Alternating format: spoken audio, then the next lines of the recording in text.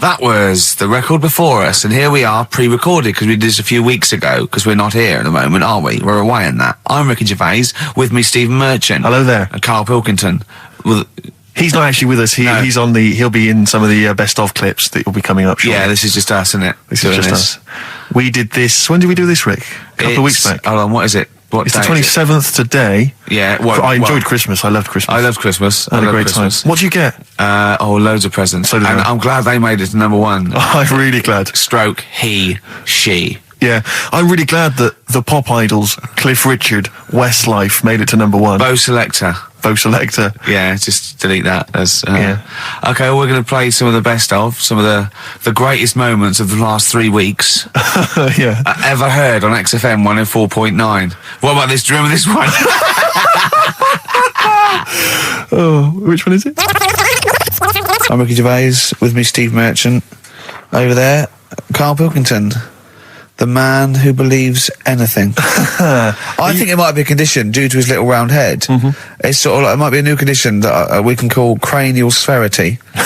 And because it presses on his lobes, and the only sort of upshot of that is he's normal in every way, but he believes everything he reads or sees on Anna Nova. All right? Talking of which, Rick, I don't really follow the news. No. It's mainly boring, isn't it? Wars and stuff. Yeah. But I don't know. Well, yeah. Well, it is a war. It's all this nonsense before and after. When it's a war, it's it's in the middle of the war. You can watch it on telly. True. You get results. True. You know what I mean? Like, do you know what I mean? Yeah. Like a test match or something. But it's all this rubbish before and after. It drags on. This recent war seemed, I thought, just generally, it was better presented than the previous one. Because I remember the first Gulf War, it was often during the night, and I couldn't stay up. Yeah, because I think the American had rights to it, like the Tyson fight, so we had to get it at 2 a.m, exactly. which is annoying. They had their prime time in that. And a lot of it was in black and white as when the bombs went in. Black and white when the bombs going in. So this time there seemed to be a lot more colourful stuff. Yeah, it's much better coverage. I think there should win awards. Yeah, well, I'd like for to see it. awards So like Channel 4 won for cricket. Yeah, I mean, a few times as well, I was quite pleased to see they actually had footage of the bombs exploding. Yeah. No, good. Well done. Generally, good on you. Well done. Good on you. Yeah, it costs a lot though, doesn't it? It isn't a costly War's thing. a lot more when you got something like a Jimmy Carr game show, which probably costs about £100. Yeah, like half an hour war costs millions. It's almost as expensive as like Terminator 3 or something. Yeah. But I mean, But then you got to have variety. Exactly. Sorry, Steve, you were talking, mate. Well, no, I just wanted to make sure you're aware that the World Elephant Polo Championships have taken place. I did get it. I think they mentioned it on. Yeah, we won, didn't we? England won. Yeah. Well, my question is, where have they been practicing? I don't know. Do you remember ever at school anyone ever saying to you, "Are you interested in playing polo with elephants?" Do you reckon it was 5 blokes in pith helmets kept sneaking into a whipsnade? Possibly. What are you doing, lads? We're practicing. Get down. Yeah. Get off them elephants. Yeah. I didn't even know we had a team. I can't believe it. No, it's like Johnny Wilkinson and the rugby lads. They're going to get MBEs, all sorts. The elephant polo boys, nothing. They're going to get nothing. I haven't seen the sun talking like them. To be fair, it's not like horse polo where I don't think there's a stick long enough. I think the elephants kick it, don't they? I think you might be right. I think they're not allowed to use their tusks. They burst it, weren't they? I think they go, start again. Raheem! Yeah. What do you mean the elephants kick it? All right, I've opened a can of worms here. Normal polo on a horse, they have like mallets. Yeah, they whack them, right? But I think it's obviously they're too high up. I think I might be wrong, but I'm pretty sure they just train the elephant to kick it. So why are people something about? Why not just let them have a kick about without? Imagine that! And why does horse racing have to have a jockey? Well, they just let the horses go on. Okay, lads, no cheating. On your marks, get set, go. Get back here. Get back here. Brilliant. Yeah. Play record. Right, Adams? Yeah. Yeah. Oh, this is absolutely fantastic. His version of Wonderwall. If you've not heard it yet, you'll be loving it. You'll be loving this. This is the Best Of Show on XFM 104.9. I'm Ricky Gervais, with me Stephen Merchant. Yes. I hope you're enjoying the Best Of. There's a fella who was in a coma for 20 years. Just they kept like taking him through like the normal day. They take him to Alton Towers and stuff. He doesn't know anything about it. Just kept going through the motions. Don't know if they kept charging him. Kept putting him through all that. He eventually came out of it. 20 years. And went, stop taking me to Alton Towers, it's shit. I just thought, imagine how much post he had. Eh? How much post?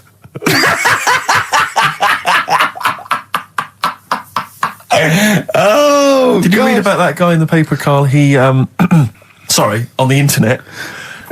He in about, I think it was about 1984, 85, he had a terrible car accident. But this must be it. He went into a coma. This must be what he's talking about. Well, they didn't take him to Alton Towers. Of course they didn't. But you've got to try and decipher the truth from the conjecture, from the thing that I mean, don't forget, Carl realises that he's had a dream. He talks to Susanna and goes, that was good, wasn't it, last night we were in the plane? She goes, no, that's a dream. He goes, oh yeah, where's my cornflakes? You got to, you know what I mean? I can now decipher what he's actually seen, what he's read. Well, go on, what did you... Well, I'm assuming it's the same guy. It is the same guy. It was a guy in some small American town, and he'd had a car crash, and he'd gone into a coma, and his wife had left him. She'd gone on with her life, because he'd been in a coma since then, and he had just woken up recently. Marriage wasn't working. Marriage wasn't working. He just wasn't paying enough attention. He actually had, she was pregnant at the time, and so now his daughter is basically the same age as he was when he went into the coma, and he's just started coming around. He's just started making jokes. They said, how do you feel? He said horny, which I thought was quite witty for a man who'd been in a coma for however many years. But anyway, yeah, so he's slowly trying to rebuild what life he can. That's what do you make of that, though? Because the thing is that he's missed. Imagine what he's missed, Carl. Imagine the music that he's missed. The Live TV Aid. programs, Missed the Live news. Aid. Live Aid. He missed Phil Collins playing in 2 continents in one day. Which, frankly, I'd be devastated if I discovered that. Missed Bros. Yeah. Yeah, so he doesn't. So he put on ripped jeans and they go passe. They just have to send him a series of those I Love 1986 Exactly. programs with Kate Thornton filling him in on what he's missed. Exactly. Peter Kay reminding him of space operas. Yeah, he remembers Richard Blackwood those. talking rubbish. Yeah. So extraordinary, though, isn't it, Carl, to think? No, obviously. So had he aged much? Because he hadn't had any problems or anything, no worries. well, he probably wouldn't have, physiologically, he probably wouldn't have the wear and tear of a 43-year-old man. Because he wouldn't have had sun, he wouldn't have had sort of nicotine, beer. Unless they were just feeding that to him. Anyway, still. Yeah. So you'd feel groggy though, wouldn't you? Yeah, you might feel a bit groggy. Yeah. Well, he's not fully back to normal. I mean, there's some kind of residual brain damage. Yeah. But nevertheless, he can form sentences. He's got no real memory, so he can't remember a lot of things. It was just when I saw Carl, that. have you been in an accident?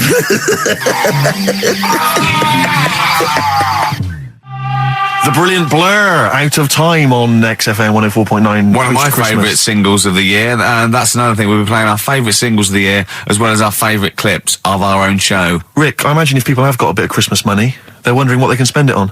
Office DVD? Well, other than that, these guys have got some ideas. What, adverts? Brilliant. Placebo, Bitter End on XFM 104.9. This is pre-recorded. We recorded this a couple of weeks ago, before Christmas. Hope you had a great Christmas. If you didn't, not our fault, really, is it? Nothing to do with us. Would have thought we'd have. We're well over time because we've got plenty of cash now, thanks to a lot of you who probably bought the Office DVD. Yeah. Probably got And that if you in haven't stock. yet, and you've maybe got vouchers or money, still available. Still there in the shops. Still available. You can still make it the best-selling DVD of all time. Please. Please do. Yeah. Please do. I'll tell you what you want to hear, though, before you make your mind up. I'll tell you what, if you like this next clip, go and buy the Office DVD. I think you will. It's a brilliant clip. It's the one where we talk about, well, it is self-explanatory. Yeah. what's the best job you've ever had still, Carl? Talk like basis. It is still Paper round. Is it still the paper round? Yeah. That's ridiculous. No, it was good though. If you look at it, like, you know, what I liked about it, you're your own boss. No, you're not. You're not your own boss. No, the guy The who runs news the news agent is your boss. All right. But then once you get out and you've got your papers and that, you sort of, you're on your Do own. what you want as long as you deliver the papers exactly to the places he said you are in the time he said. Yeah. It's freedom, isn't it? Any jobs you wouldn't do? I've just thought of one that you wouldn't do. Go on. With your sort of mild homophobia. Well, I'm not. Proctologist. What's that? Basically sticking your finger at other people's arses. Right, well, no, I wouldn't do that, no. Why have you got to do that? What do you mean, why have you got to do Why that? does anyone need that doing? Because they got to look if they've got an arseache or something.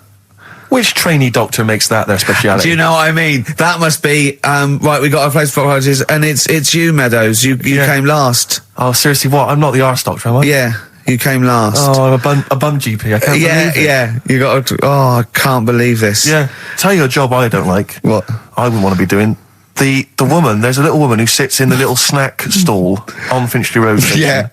And I don't know how to describe it really. She is surrounded by snacks. She can't move for snacks. It's Does it look like American Beauty, but with different... not dissimilar to that. Yeah. It's a little hut on the station. And it's like, if you go to the seaside, you can put your head through one of those cardboard cutouts and it looks like you're a big fat person or whatever, and you can have your photo taken. It's like an equivalent of that, but it's just snacks everywhere. She's got bananas up to her chin. She's got chocolate coming down to her eyes, crisps either side of her. She can't move. She can't do 360 degrees. She's like packed in there. I don't know how she gets in there. I think they put her in there first, and they put, pour in the bananas. Yeah. And then they go pour in the nuts. She has and 2 hours of makeup before they exactly, open, dressing her in there. Because I'll ask for something from the fridge, and she cannot turn her head to see. She has to go by feel alone, just to feel the fridge and get stuff out and pass it. And often I'll say, that's not what I wanted, but she can. You've got to let her off. It's extraordinary. Dear. But there's no music playing. Does she have there's to nothing. sell her way out of it? Exactly. If it's a slow day, she's stuck there till the next day. Yeah, it's like a world-breaking attempt. Yeah. Carl, what job wouldn't you want to do? Well, any job. You're a lazy... You're joking, aren't you? I've done loads of stuff. I'm quite happy now doing what I'm doing. Yeah? You look happy. Trying to think. You sound happy. Yeah, I mean, calm down. You on drugs? I'm all right. Are you on E? Before England have won and that. I'm happy for them. Yeah, go on, happy for them. I'm happy in that. Yeah, what do you mean happy for them? We are England. Happy for us. Yeah. I mean, we didn't play. I did very little towards it. No. It was mainly Johnny Wilkinson. Yeah, I barely contributed. Switching on the TV was about as much as I did. Exactly. And shouting, come on! Yeah. Talking about jobs and that, though, I was reading the other day about, rubbish jobs that people have had and stuff. I haven't got time when I'm at work, man. I just get on with it. I'm not squiddly diddly. Fingers in pies, different jobs. Go on. Do you know Ivor the Terrible? Ivan. It's Russian. Yeah, that was the Welsh fella. It was bloody awful, but not as bad as his Russian cousin, Ivan. Go on. He had a fella doing some work for him, right? This fella built his house. After it was done, right, the terrible fella was like... fella Ivan. He was going, it's brilliant, you've done a good job there. Yeah. I don't want you to build another one like that. Took his eyes out. Just stopped him making an house like that. One. Blimey. That's bad, isn't it? Why didn't he take away his trowel? Then he could have seen, but he couldn't have built a house without a trowel. You can't build a house without a trowel. Yeah. I suppose he probably later thought that once he'd been nicknamed Ivan the Terrible. Yeah. He thought, why? Because you gouge people's eyes out. Yeah, but I didn't want to build another house. I know, but take his trowel away. What would I have been then? Ivan the crafty at most. Exactly, yeah. Ivan the jealous, Ivan the spoilt brat. But Ivan, gouge someone's eyes. That is bloody terrible. I'm surprised you're not called Ivan the... Do you know what I mean? You're going to go down in history like with Vlad the Impaler. Yeah. He's mainly remembered for impaling people. Yeah, he did a lot of other stuff. Did a load of great charity work he did. The impaling is the thing that's really gone down in history. When were you reading about Ivan the Terrible? No, it's just or Ivor the Terrible is the thing you remembered from this informative article? No, it was just little bits like that. Talking about him, there was a thing about someone who worked for that fella who painted the ceiling. Sistine Chapel. Yeah, there was a thing. A woman who worked for him in his house, and I love how you assimilate information when it's just bordering on the academic, or just the interesting and true. It's wonderful. Ivor the Terrible gouged someone's eyes out 'cause built him an house. That fella who painted that ceiling had a woman work for him. Imagine if you wrote that down in an essay. Imagine if you wrote that in a school essay. Well, you'd probably end up with not getting a grade, or thinking you turned up to more than you had. Exactly. Anyway, the woman who lived with the woman who lived in a shoe. Go on. Yeah, there was this woman who lived with him, and she used to go out and do all this shopping and that. Yeah. But because she couldn't read or write, he used to have to draw everything that he wanted. Why couldn't he just tell her? I don't know. No, wait. That's an excellent point. Could she talk? Yeah, but if it's a big list and that, loads of different coloured paints. But why couldn't she draw on a piece of paper? Why did he have to do it? Because he's a better drawer, isn't he? That's the point. That's it. We were just looking for the logic of the story. You found it. You've done it. Play a record. He's a better drawer.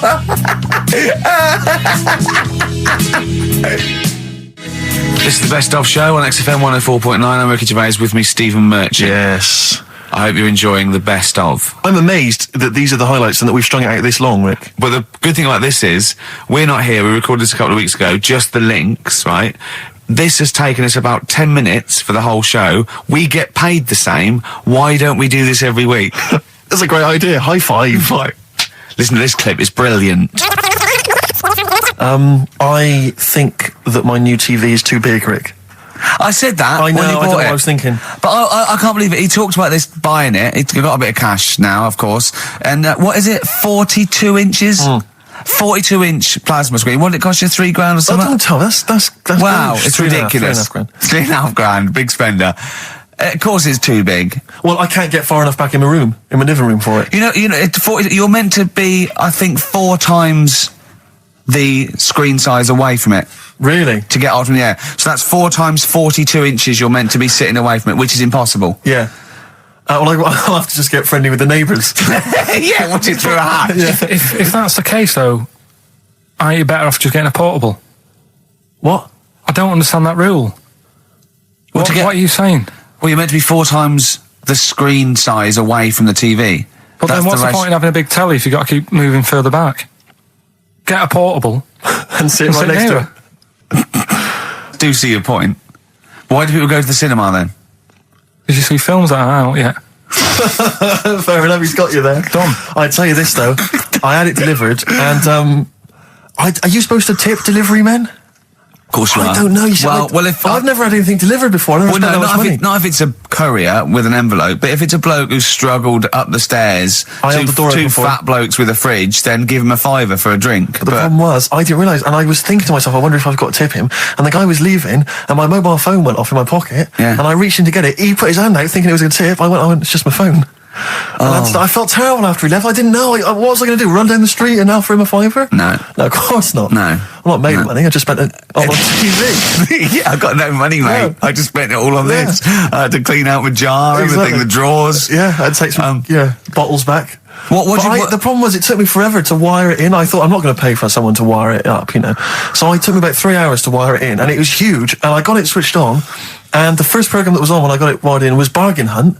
I'll tell you this, David Dickinson's tan almost took me eyeballs out. It was incredible. It was like X-rays. So the close. glow. You know, a huge plasma screen with this orange thing coming out, and he keeps turning to the camera, doesn't he? Just to get you. Yeah, he turns away. You get a bit closer. They go, "What's he doing?" He just turns around, takes the cornea off. What do you think, Bargain Hunters? Bargain Hunters. Oh dear, that's why I'd buy a plasma screen to watch Bargain Hunt. I mean, it's ludicrous. This is the problem, is because what do you watch? I mean, have you watched anything that's been worth having? The only thing I've watched really worth watching. 24. Well, 24 works great, but also films. Obviously, that's the main reason I bought it, because films just look amazing on the DVD on the plasma screen. If you're into films and that, it's just that I only, I've just got the 5 channels and flicking about, and I'm not impressed. I mean, I can understand why more people listen to radio and stuff. Yeah. Well, not this one, but go on. Well, when was it? When was the last time I sort of sat down and had time, because I'm always busy doing stuff and that. Sure. Moaning takes up about 3 hours a day. When did Wimbledon finish? A couple of weeks ago. Right. Found myself sat there, right? I'm not having a go. I know we stopped Cheeky Freak of the Week and all that, right? So I'm not going to be having a go. Christ, I sat there. I'm scared. No, I'm not having a go. You've always got to remember that. Go on, just get on with it. Get on with it. I'll apologise after. I'm just saying, watching Wimbledon, it wasn't, one of the major games. It was little fellas in a wheelchair having a game. Little fellas in a wheelchair. Right. But for me, I mean, great. They're doing a sport and everything. Don't put it on the telly. What was up with it? There wasn't like a rally going on. No, do you know what I mean? Do you know normally, Christ. like with the well, not to Endman, but with some of the other with some of the other players and that, they're playing for ages, aren't they? It's like, who's going to win this and that? Yeah. None of that. It was just like, hit it, net. Oh Christ! Oh God! I don't know what to do. And people would like sat there watching it as well when they've got other games going on in there. That's what I couldn't understand. If you've paid your money to get in. Yeah. I mean, like I say, good on them if they. Do you know what I mean? But it would have been. And they all start first in the marathon. I just thought it would have, give them a game of swing ball or something. Yeah. You know what I mean? No, yeah, I understand. Oh Oh, God. There's never anything on. XFM in the community. Let's play a tune. Ricky Gervais, Ricky Gervais. Don't put my name to this last link. Don't put my name to this last link. Ricky.Gervais, xfm.co.uk. Oh. Magic, Virgin, if you're listening, we are available probably sooner than we thought. That was Radiohead and There. We're Not Here, alright? Pre-recorded. Coming up is one of Carl's little film things where he puts himself into a film. It's his favourite film. It's Kes. Enjoy it. I love the fact that in pole position, in positions 1 and 2 of his favourite films of all time, it's The Elephant Man and Kes. Yeah. That's brilliant. Yeah. Go on. All right. Am I leaving the mics open a bit when this is going out? or what? Yeah, let's have a listen. Yeah. All right. So don't talk then, right? Just put that hot dog down, Rick. And this is the bit in Kes where it's the teacher and he gets up and he has to Glover. talk. What's his name? Is it Brian Glover? No, it's What's the other teacher. The other one. Anyway. All right, go on. All right. So here we go. Things that had actually happened. I've got another one. What about you, Casper? Casper! All right. All right? All right. You haven't been listening to a word I've said, have you? Yeah, I heard some of it. Yeah, you Some of it? just. Stand up. Always somebody, isn't there? Right, now you're going to tell us a story about yourself. What sort of story? I want you to think of an incident that happened to you sometime in the past that is true and that you think will interest the rest of the class. All right? Right. What about I work on a radio show at the weekend. Well, are you going to tell us about it? I'll just do. It's 2 hours, and it's with Ricky Gervais and Stephen Merchant, and just sort of play music and tell stories and stuff. What kind of stories? Well, whatever. Like last week, it was science. We were talking about this lad who was growing a knob on his arm. So it's weird. But it's tricky, sir, because like with Ricky, he gets bored quick and he won't listen to the stories, and he'll start squeezing my head. All right. I'm not interested in what he does. That isn't normal, is it, sir? That. I mean, it sure is a bit gay. Is he? Just messes about, though. Do you know what I mean? I try and like come up with good stuff, like monkey news and like quizzes and stuff. But then he'll just, Ricky will just mess about. I mean, on Saturday he did it again. He squoze me head. How do you spell that? Squoze. S-Q. What are you going to show us on the wall? This is a new word to me. Squoze is S-Q-U-O-Z-E. Right, now tell us what it is. It's when he gets me head and he puts one hand on the back of it, right? And he puts the other hand on the front of it and he just sort of swivels it. Swivel, right down the front. Oh, swivel's not. It's spelled S-W-I-D. How many times a day? How many times a day does he swells it? Yes, it depends what time he gets in. If he gets in about 12:30, he could get a good 3 in. But I think I don't really want to talk about. You've done enough, don't you? Well done, Billy. Big hand of applause. That is the effort. Yeah. Wow. That's the best thing you've ever done, Carl. Darkness growing on me. Love that. Love the darkness. This is the Best Of Show on XFM 104.9. I'm Ricky Gervais, with me Stephen Merchant. Yes. I hope you're enjoying the Best Of. Now, Rick, you may remember that last week we opened with some quality knob news. Knob news, yeah. It was Hitler's knob. Hitler's knob was one of them. That just sparked off into a whole bunch of other kind of knob-related discussions. Yeah. And I'm pleased so far to see that we're almost at the halfway mark for this first hour. And so far we've only talked about nudity and/or todgers. Yeah. So excellent work from us. Well done, lads. Yeah. I'm looking forward to Dr. Fox and the rest of the Sony award committee listening to this one. Yeah. But more knob news. I don't know if there's a jingle for that, maybe. You nearly had the eye out. Knob news. Knob news, excellent. This is an extraordinary story. A woman tried to sue her bosses for £210,000 after finding a cooked penis in a canteen stew. Hospital cleaner Sophie, can't pronounce that name, was eating goulash for lunch and could not cut one of the lumps of meat. Oh, you can see where it's going. I've got so many questions already. I know. She picked it up and tried to chew it, but it was too tough. Then she inspected it with workmates who all agreed it was a penis. Imagine that discussion. Yeah. Miss McLata said she vomited for the rest of the day, instantly became a vegetarian, and had to have psychiatric help. It's not known whether the organ was from a human. The case continues. Well, it can be found out, so that's one thing. Obviously, the doctors aren't confused. They're not going, I don't know, I've never seen one like it. Yeah. Also, why is she eating goulash? I know. I mean, that's my first question. Why? Yeah. Lunch. Oh, what do you want? Oh, no, I fancy some goulash. Yeah. Oh, some gooly lash. Goulash, Thanks very like much it. indeed. Lancashire cockpot Oh, is on the menu. Brilliant. Only £5.50. Wangers and mash. I'd love some wangers and mash, please. Cock o' van. Cock o' van. It's already done for There's you. some. There's wangers and mash, cock o' van, Lancashire cockpot. That's just off the top of our brains. Yeah. So if So you've got if any you of your were- own, keep them to yourself. We're not interested. What do you make of that knob news? And it's in a hospital. Oh, yes, it was. No, hospital cleaner. You're right. Hospital Oh cleaner. God, I know how your mind's thinking already. There's been a mix-up. It's been a mix. What kind of mix-up? I love that. What some bloke's gone in, some lesbian's gone in, wanting a sex change. She's got a carrot for a cock. Bit of stewing steak. Stewing steak. Oh, that would be great.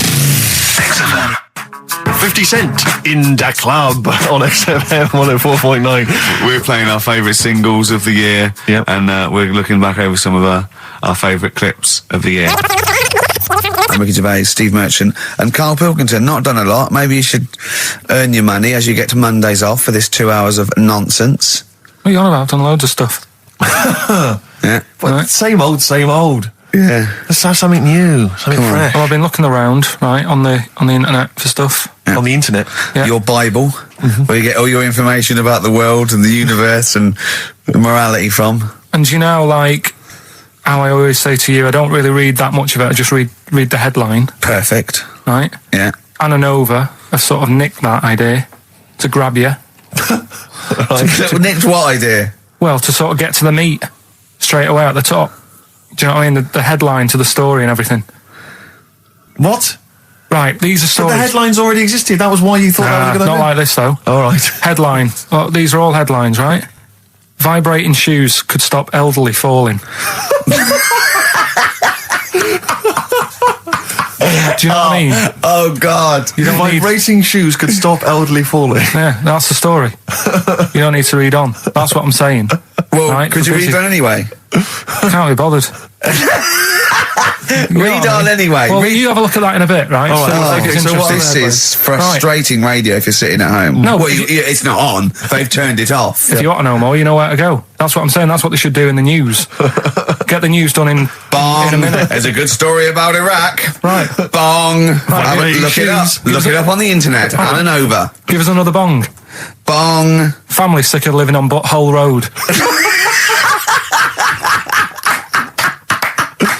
Oh, brilliant. Bong.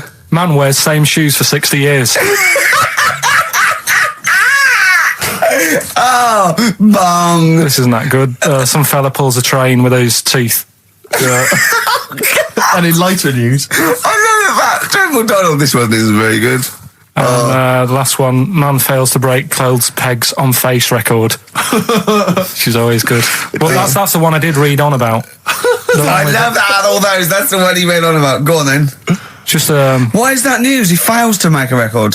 So did I today. I know, yeah. I failed the long jump record today. yeah, didn't even take part. No, I was rubbish. But what are the rules on world records and that? I don't know if there are rules. There are certain things you can't. I mean, it's the Guinness Book of Records, isn't it? Really, that's the arbiter, isn't it? Yeah, but is there anything, if you said you wanted to do it, would they say, well, you can't do that? Yeah, they've stopped some gluttony records. Obviously, things that are in danger. So anything that's illegal. Yeah, anything that's immoral. Yeah, like that American serial killer that just got discovered. Yeah. Having killed 47 women. I don't think he can make that into the Guinness Book of Records. No, because people would be trying to beat it, won't they? But there was some other story about a fella eating watches and that. That can't be good for you. So why don't they say, look, don't do that, do something else? He wanted to stay regular. Do you know What do you I mean? mean? Though? I just wondered What if do you mean he there's was any- eating watches?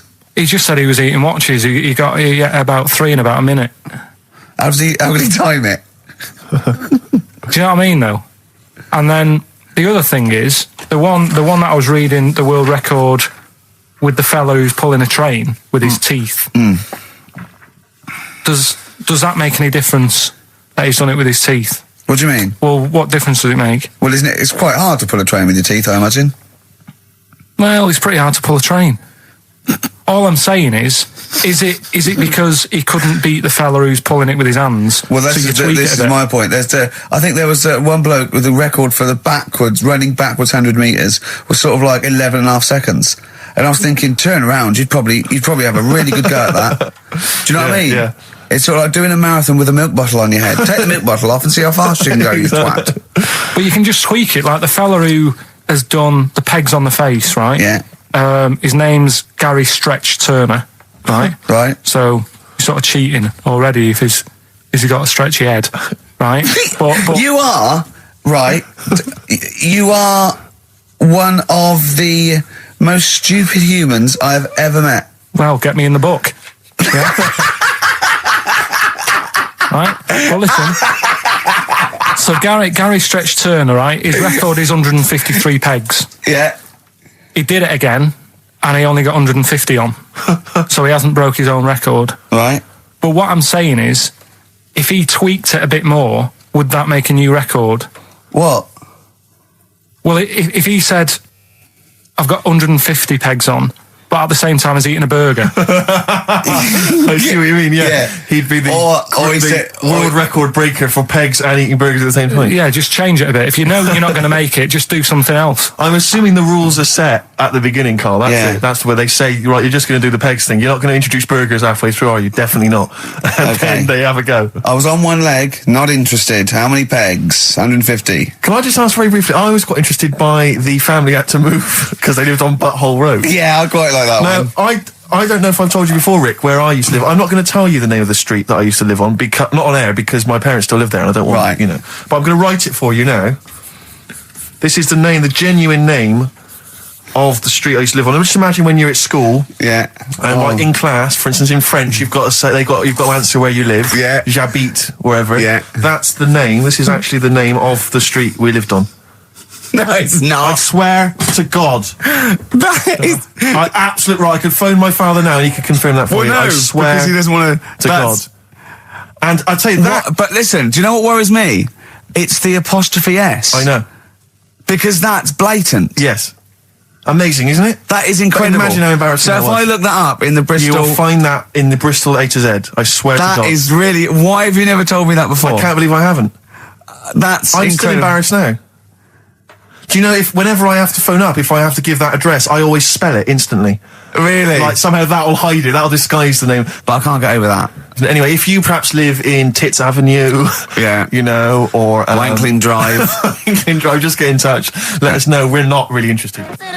This is the Best Of Show on XFM 104.9. I'm Ricky Gervais, with me Stephen Merchant. Yes. I hope you're enjoying the Best Of.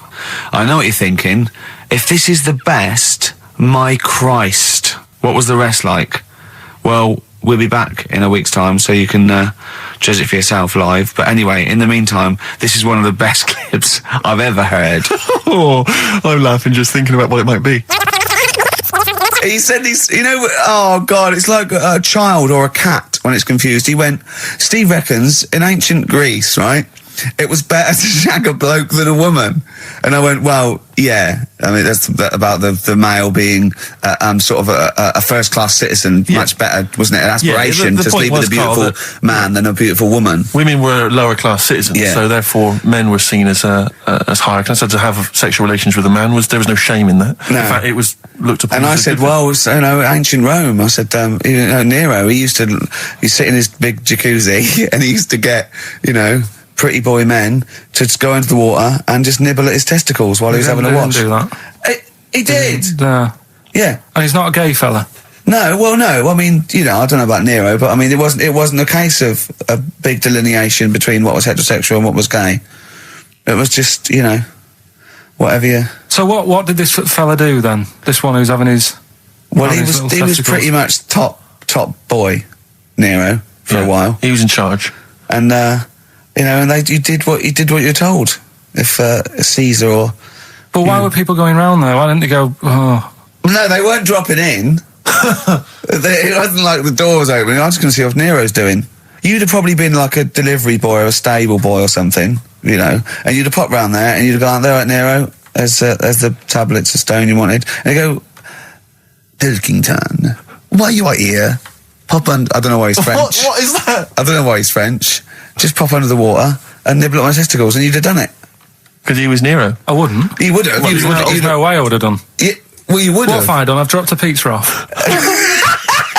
Yeah, you why put am I around to there? Nero's place with the pizza. Right. Right, I'd say I've done my job. Right? Yeah. That's not the sort of tip I wanted. No, he'd have said, get the little baldy chap to nibble at my testicles, and you'd have been under the water. I wouldn't have done it. No, Well, you I have put my head on the You'd wall. have done it, right. No, I wouldn't have done it, Can I just say this, Steve? Not only would you be nibbling at his testicles, you'd have been going mad. You'd have been noshing him just for extra. You'd have been doing everything he wanted. You'd have been going, he'd have gone, I didn't ask you to do that. You'd have been going mental. They'd have been chewing, slurping, smacking, poking. You'd have chopped, you'd have gnawed his packet off. You'd think you're eating Walker's crisps. There'd be bubbles, there'd be fly. Oh, it would be horrible. That was Bowie and Waterloo Sunset. Love that. Love the original. Love Bowie. Bowie was my gig of the year. These are my singles of the year. These are our clips of the year. I'm Ricky Gervais with me, Stephen Merchant. We're just picking some lovely little bits and pieces. Do you remember when we talked about this? That's the sort of thing I think we need now, right? We've covered a lot of stuff. What, education? Teaching, yeah. Well, okay, what do you want to know? Don't know. Have you got something? Can you educate us on anything? I've been reading bits So and could we bobs. bring back just for one night only, educating Ricky? Oh, I'm excited. Yeah? Do you think it warrants that? I don't know enough about it. Do you know what I mean? About what? It sounds perfect. Play the jingle. Educating Ricky. He's getting smarter. A couple of things happened in the week that I read about. Okay. Keeping up on what's going on in that. Sure. Yeah. One was about that Galileo fella. Okay. Was it about 1636? Was it? I think it might have been That's not earlier. bad. Go on. Did some stuff with light and that. Yeah, he did lots of physical experiments, yeah. Is that it then, Carl, is it? He did some stuff with light and that. What did he do with light? What was that? Well, I think he invented the first... Telescope. Telescope. So I think it's a particular lens, though, and he did experiments where he dropped famously two different weighted balls from Pisa, and they hit the ground at the same time, showing that it doesn't matter, the weight doesn't matter, but air resistance does, and stuff like that. I think he probably explained it a bit better than that. Yeah, but I'm talking to Carl. Sure. Did they need to know He's stuff? just thinking about pizza. Yeah. Did they need to know stuff like that back then? What do you mean, did they need to know stuff like that? It's just... There weren't people going around going, I've got to drop these two things off the Leaning Tower of Pizza. I just don't know which one's going to land first. Yeah, I need to know. Why do you need to Bring me know that? Galileo. Yeah. It's for a bet. Yeah. No, but if I was knocking about then, I'd be like, stop messing with that. We need a telly. Or, do you know what I mean? I bet he thinks the Flintstones is real. I know. That'd be brilliant. That's what I'd do if I was a caveman. I'd make a telly out of rock. Yeah. And a pelican And a as car a that I cement just mixer. ran along the road with. Yeah, exactly. Yeah, we need a car. Yeah. Well, we haven't really got the internal combustion engine. Can you stick your feet through the bottom? Yeah, just get me a car, for Christ's sake. Anyway, so I learned that. And Yeah. then... What? You learned his name. Yeah. Other people I learned the Brilliant. name of this week. Oh, if a chimp could watch telly. Go on, Carl, go on. And there was also a fella in the week who said that women shouldn't be wearing trousers Why? because they don't look good in them. What do you think? What do you think about that? It's rubbish. Yeah. These are the only things that have caught your eye over the last couple of weeks. This is the entire news. Galileo did something with light. A French fella said women shouldn't wear trousers. See, that to me wouldn't pass as education. It's not education. I don't know where you could ever use that. I don't know when that would ever be applicable to life. I just like reading stuff that sort of reminds me of... Do you know what I mean? If I read it and it gets me thinking, I think that's a good little piece. But I mean, but surely can't you just sort of like sit near something that vibrates to keep your brain going, or shake your head every now and again? I mean, what does this do? You mean it makes you start using your brain? But what aspect of a Frenchman said women shouldn't wear trousers got your mind working? What questions were you Because I asking? thought that's a bit daft, isn't it? Right? Yeah. Okay, I it was ends there with thinking- me. There's nothing else. There's nowhere else for me to go on that. He closes Your the mind's gap. still worrying. Yeah, go on. What do you think? Let's go through this. Oh, I wish we could download his I know, thoughts. I know. Just watch it. Yeah. Wouldn't it be great, like a DVD? And Like a I added- cartoon. imagine that extra footage on the Office DVD. Yeah, Carl's brain. That would be With a commentary. amazing. Oh, What with I the mean is- commentary. Go on. Women wearing trousers and that, right? On the estate that I grew up in, Yeah. on right? There was a woman about 4 houses down, right? Rough. Now, she used to wear leggings. Yeah. Now, they're a bad idea. They are a terrible idea. I agree with you there, Carl. If you're a lady of What the colour? normo Were persuasion, they pink? No, they were sort of black, but with all bits on them. Oh, right. Do you know what I mean? What, Yeah. toast and Just horse bits. droppings? Yeah, go on, yeah. And she used to, she's quite a big woman. sure. Pauline Quirk, I think Yeah, we well, described her as. Looked like a light bulb. Which It is those kind of women that are attracted to leggings. Yeah, I know, yeah. They are drawn to them like a moth. To a flame. Yeah. She used to wear them, and that's what I remember when I read this piece. And she used to work on one of those sex line things. Right. Right, she used to do that. But What was she, an engineer? the weird thing with her was, she had big eyelids Right. Go on. that were too big, and this is what I was thinking. What right? do you mean she had big eyelids? How big do eyelids have to be for you to go, they're big eyelids? What was she shoplifting with them? Would she come out of Dixon's with, like, radio stored in them? What do you mean she had No, big eyelids? it was another one of them popular things around our way. Do you know? Like, What do you mean popular things? They think didn't people go, have they go, oh, I'll tell you what, they're all the rage. Can I get some big eyelids, please? No. It was just like one of them things that people suffered with. Just big eyelids. They could hardly open their eyes. What do you mean? What do you mean? That's one of them popular things around where I grew up. People had big eyelids. They could hardly open their eyes. What does that mean? What sort of freak town were you born in? You had webbed feet people with big heads. You got women with big eyelids. What does big eyelids mean? Are you confusing her with the horse? Yeah. Did she have hooves? Look, what? Just anyway, so there's this big eyelidded woman with the And leggings. that's what I'm saying to you, though. That's when I read that story with people with trousers. Yeah. I went from that. Yeah. To into a that. woman who used to have big eyelids. I still don't know the point. But then, and also the other bloke who had the eyelid problem was a mate of mine. Right. His dad had it, and same problem, massive eyelids. I don't know what that means. I don't know what that means. I used to say to my mum, I'm going round to Dave's house, Yeah. and Or Drew say, King, as you call him. that's all right, but make sure his dad doesn't take you out in the car, because he could hardly see. He had to have his head. He had to tilt his head back to keep his eyelids Make open. sure! Did he have a couple of matches with him at all times? What a load of gobbledygook. that is- This began as educating Ricky. I know, So it's what- like he was people thinking, with eyelids. but it's like you're supposed to make that leap as well. If Yeah. I mention the trousers, Ricky will probably be thinking about people with big eyelids and women wearing leggings. Play a record, Carl. This is the best of show on XFM 104.9. I'm Ricky Gervais, with me Stephen Merchant. Yes. I hope you're enjoying the best of. Like I said to you, though, the reason I did this Yeah, was to get that kitchen, right? Now, brilliant. as we speak now, right, Builder's in the flat. He's been annoying me. Of course he has. Of course he has. What's he been doing? When he turned up on Monday, right? Yeah. Wanders in, and the first thing he says to me is, said, the pub across the road, is it any good? I said, well, it doesn't matter, does it? You're working on the kitchen. Think of saying that to a builder. Probably making conversation. Probably meant, do they do a toasted sandwich? Because I've got a half-hour lunch break. Not an hour, like Karl Pilkington. So I'll probably there and get a nice, cheese and tomato sandwich. Is that genuinely what you said to him? Yeah. The first thing you Yeah, said so to him? Suzanne had a go at me saying, why have you said that? He hasn't even started on it yet. I cannot believe that. You're unbelievable, Carl. And you say it's us that are rude, crass, I wasn't being thoughtless. rude. I just was letting him know. Do you know what I mean? I know what He they're up knows to. what he was there for. He had it down on his little docket. Do the kitchen this week. Yeah. He didn't come there and go, what did I come out for? Was it to go to the pub for a week? Why am I wearing these overalls? Yeah. Who's the little bald mank twat insulting me? Let me just check. Let me call the head office. I wasn't having a go, though. I mean, they should have finished it yesterday, and they're Yeah. there now. right, Yeah. on their own. And what annoyed me is they turned up late today. Hold on, Carl, I've just realised something. They're probably listening to the radio. This, I assume, tuned to XFM, isn't it, in your kitchen? Yeah, but they don't know it's me, do they? Do you know what I mean? No. They'd go, he's got a whiny mank voice as well. So's the bloke who owns this place. And the bloke who owns this place, when I said, what's that pub like across the road, said, well, you won't be bothering that. He's working on this. No, he won't be able to put two and two together, will he? You've suddenly, the penny's dropped, doesn't it? You've suddenly realised. Look at his face. Yeah. He's suddenly realised they might know it's him. And they could be listening, and they're going to clean you out, mate.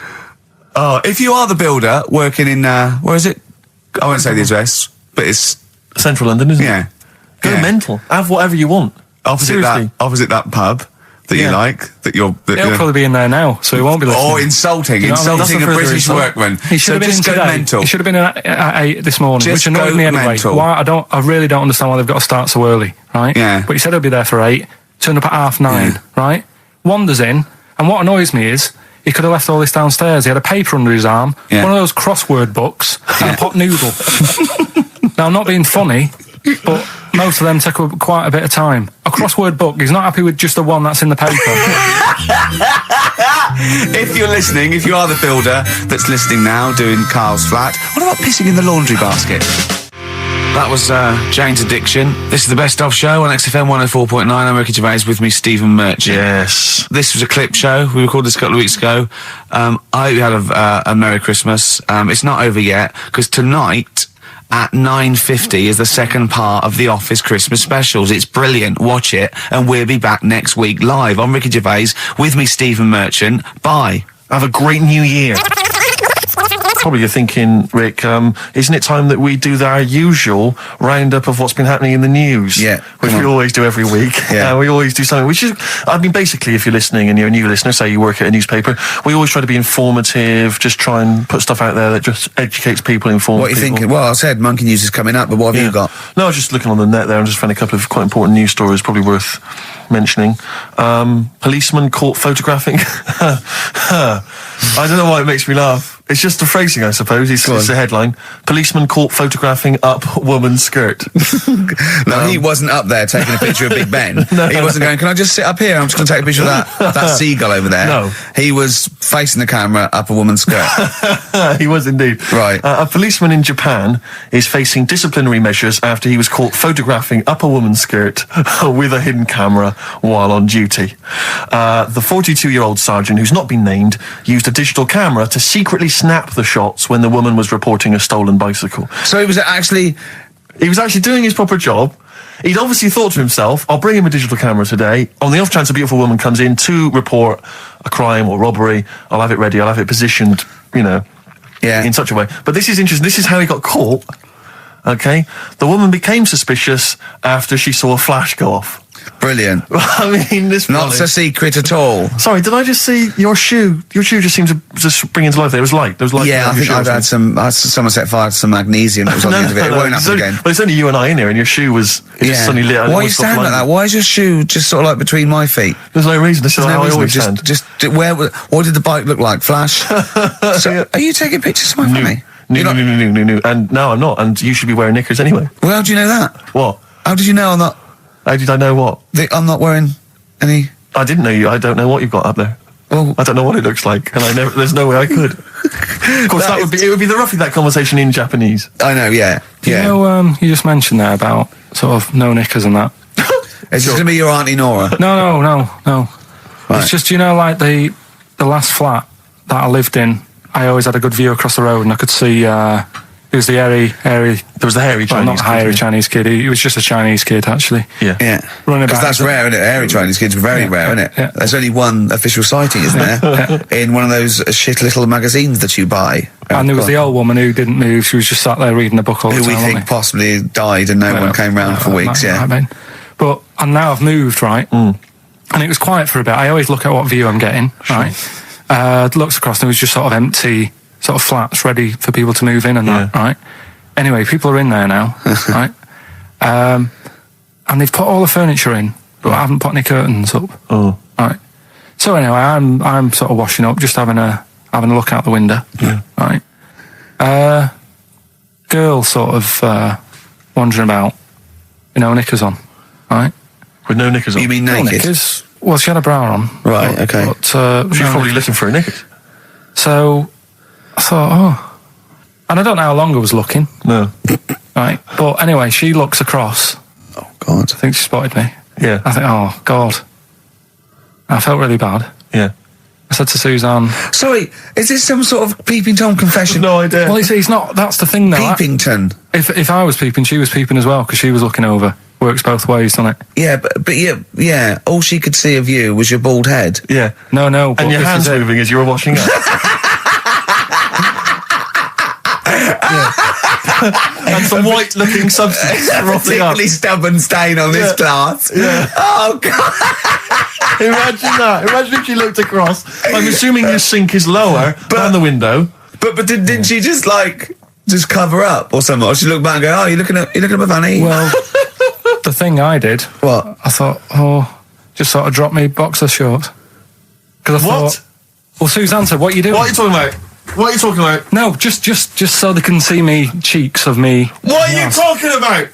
No, because I thought, if she thinks I'm walking about in the nude as well, then we've both got something out of it. Carl! This sounds like a bad excuse in court. I know.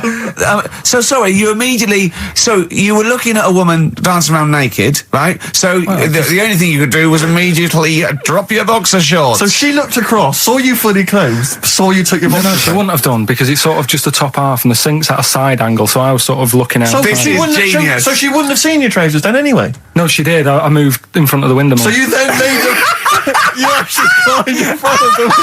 Oh, this is amazing! So you climbed in front of the window to show off No, your it wasn't naked obvious. lower half. Suzanne said, what are you doing? And I I bet said, she did. What are you looking at? I sent you in here to What clean up. are you doing? I'm just taking my trousers down, stand over the window. Why? Because there's a naked woman across the road. What do you think I'm doing, Suzanne? I'm exposing myself while looking at some free fanny. leave it. What's up with you, Suzanne? Wait a minute, can I just check? A final question. What did the woman across the way... What happened? What was her I reaction? didn't look again. I just thought, you've seen a bit of action as well. We're both happy. Let's leave it. Brilliant. So were you waddling around like a penguin with your trousers around your ankles? I just was walking about, and Suzanne said, what are you doing? I said, I'll explain to you in a bit, but don't look out the window, because then it's Excellent. obvious. Then he sees that she calls her husband to look at Carl walking around naked. He goes, oh, she's got a... Quick, Suzanne, get him out. There's only one with him. Get some more friends. They've gone one more. It's the best of. You've been voting in all week, sending your emails. So here's the clips that you wanted. All right, so here's the first bit. What's the best job you've ever had still, Carl? Talk like basis. It is still Paper round. Is it still the paper round? Yeah. That's ridiculous. No, it was good, though. If you look at it, like, you know, what I liked about it, you're your own boss. No, you're not. You're not your own boss. No, the guy The who runs news the news agent agent. is your boss. All right. But then once you get out and you've got your papers and that, you sort of, you're on your Do own. what you want can as long think as you about deliver the stuff. papers exactly to the places he said you are in the time he said. Yeah. It's and I did. freedom, isn't it? Any jobs you wouldn't do? Go I just thought of one that you wouldn't do on. with your sort of mild homophobia. Well, I'm not. Proctologist. What's that? Basically sticking your finger at other people's arses. Right, well, no, I wouldn't do that, no. Why have you got to do that? What do you mean, why have you got to do Well, why that? does anyone need that doing? Because they got to look if they've got an arseache or something. Which trainee doctor makes that their speciality? Do you know what I mean? That must be, right, we got a place for proctologists, and it's you, Meadows. You came last. Oh, seriously, what? I'm not the arse doctor, am I? Yeah, you came last. Oh, I'm a bum GP. I can't believe it. Yeah, you got to, oh, I can't believe this. Yeah. I remember I was on I don't know if this is all right to talk about. I mean, it happened, so, you know, not worrying It's about all right it. to talk about. Everything's all right to I talk was, about. But I was on the train, right, coming from Manchester back to London, right? Yeah. And got on it. It was like a Friday night, and it was heaving, you know, like the last train is and all that, and absolutely chocker. Right? Yeah. So I'm walking through the carriages, thinking, oh, is he in his seats anyway? Anyway, everyone's like, it's heaving, right? It's people stood up in the doorways. You can't get in the toilet and all that. There's not going to be any chair knocking about. You know, so walking through, and anyway, I see this one empty chair sort of in front of me, right? I think, oh, why ain't anyone sat there, right? I'll just rush to that, get get myself a seat, plonk myself down, right, and sort of turn round, you know, see who I'm facing, you know, see who you're sort of having a chat with. Little fella there, right? Little, Down syndrome kid. Right. Sat there, and he goes, all right. And I thought, oh, right. Not bad, but do you know what I mean? They're always talking, aren't they? You ask a lot of questions. Right, so I was like, oh, here we go, 2.5 hours. And I couldn't get up because the thing is, that's obvious. Sure. Right? So that's like mean. I'd never want to be mean, do you know what I mean? No. At the end of the day. So anyway, so I think, I know, I'll go to sleep. Clever. Right, so I shut my eyes, and he leaves me alone and that. So then my phone goes, and I think, right, what do? Do I ignore it? Or do I open my eyes and see what it is? Anyway, I open my eyes, it's Ricky calling about something. About nothing, probably, actually, thinking about it. Wasn't even worth answering, right? So anyway, I'm awake then, aren't I? So he's like, hello? And I'm like, all right, mate. And he says, you're muscly. Right. Oh, God! And I said, yeah. And he goes, you know, why? So I said, no, just am. It's, again, stressing me out, because I was thinking, why am I muscly? I don't go to the gym. And, you know, I'm not muscly, I'm in good shape and that. Well. So then he wants an arm wrestle. On a crammed train from Manchester, so I've got another hour and a half of this. When you talk back, he'd soon have got up and left. If you'd have started asking him questions, he'd have got up and left with the drivel you come out with. So anyway, do you know when you're under pressure, you're thinking, well, he's said that I'm muscly, right? So do I do it or not? What? And there's people watching, you know, not joining in, not sort of having a laugh and that with me, just like watching but pretending they're not. Oh, and I'm at one of those table seats, and he kept saying, come on, I want to arm wrestle. So, and he was getting loud, and I thought, I best just have an arm wrestle. What do you mean? I best just have an arm wrestle? Well, what do you mean? Get it over and done with. I had to, if he's going to keep asking, I had another hour and a half on the train. Oh, God. So anyway. Oh, my God. I'm thinking who won. Well, were people putting bets on? How was it working? It was stopped, and just as well, really. What do you mean it was stopped? Was it game? No. He was winning. I was struggling a bit, right? Yeah. And he was really like, you know, taking my arm down. And then he sort of let go and started laughing. And I thought, thank God he let go, because I would have made, you know what I mean?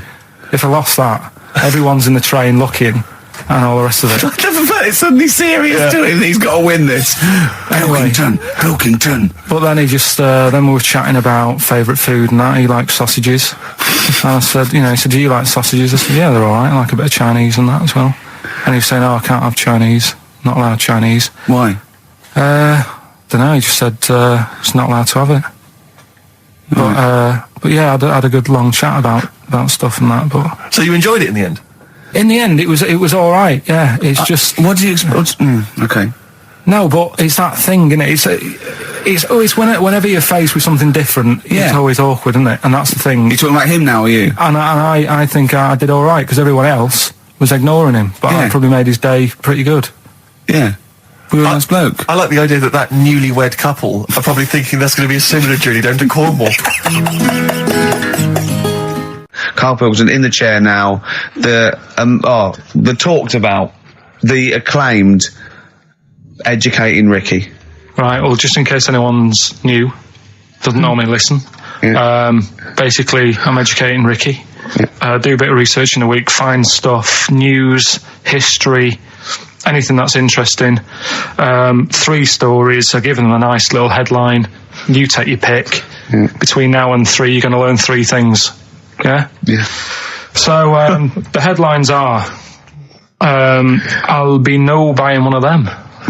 Give us that again. I'll be no buying one of them. Nice, okay. Yeah. We've also got Hippo News.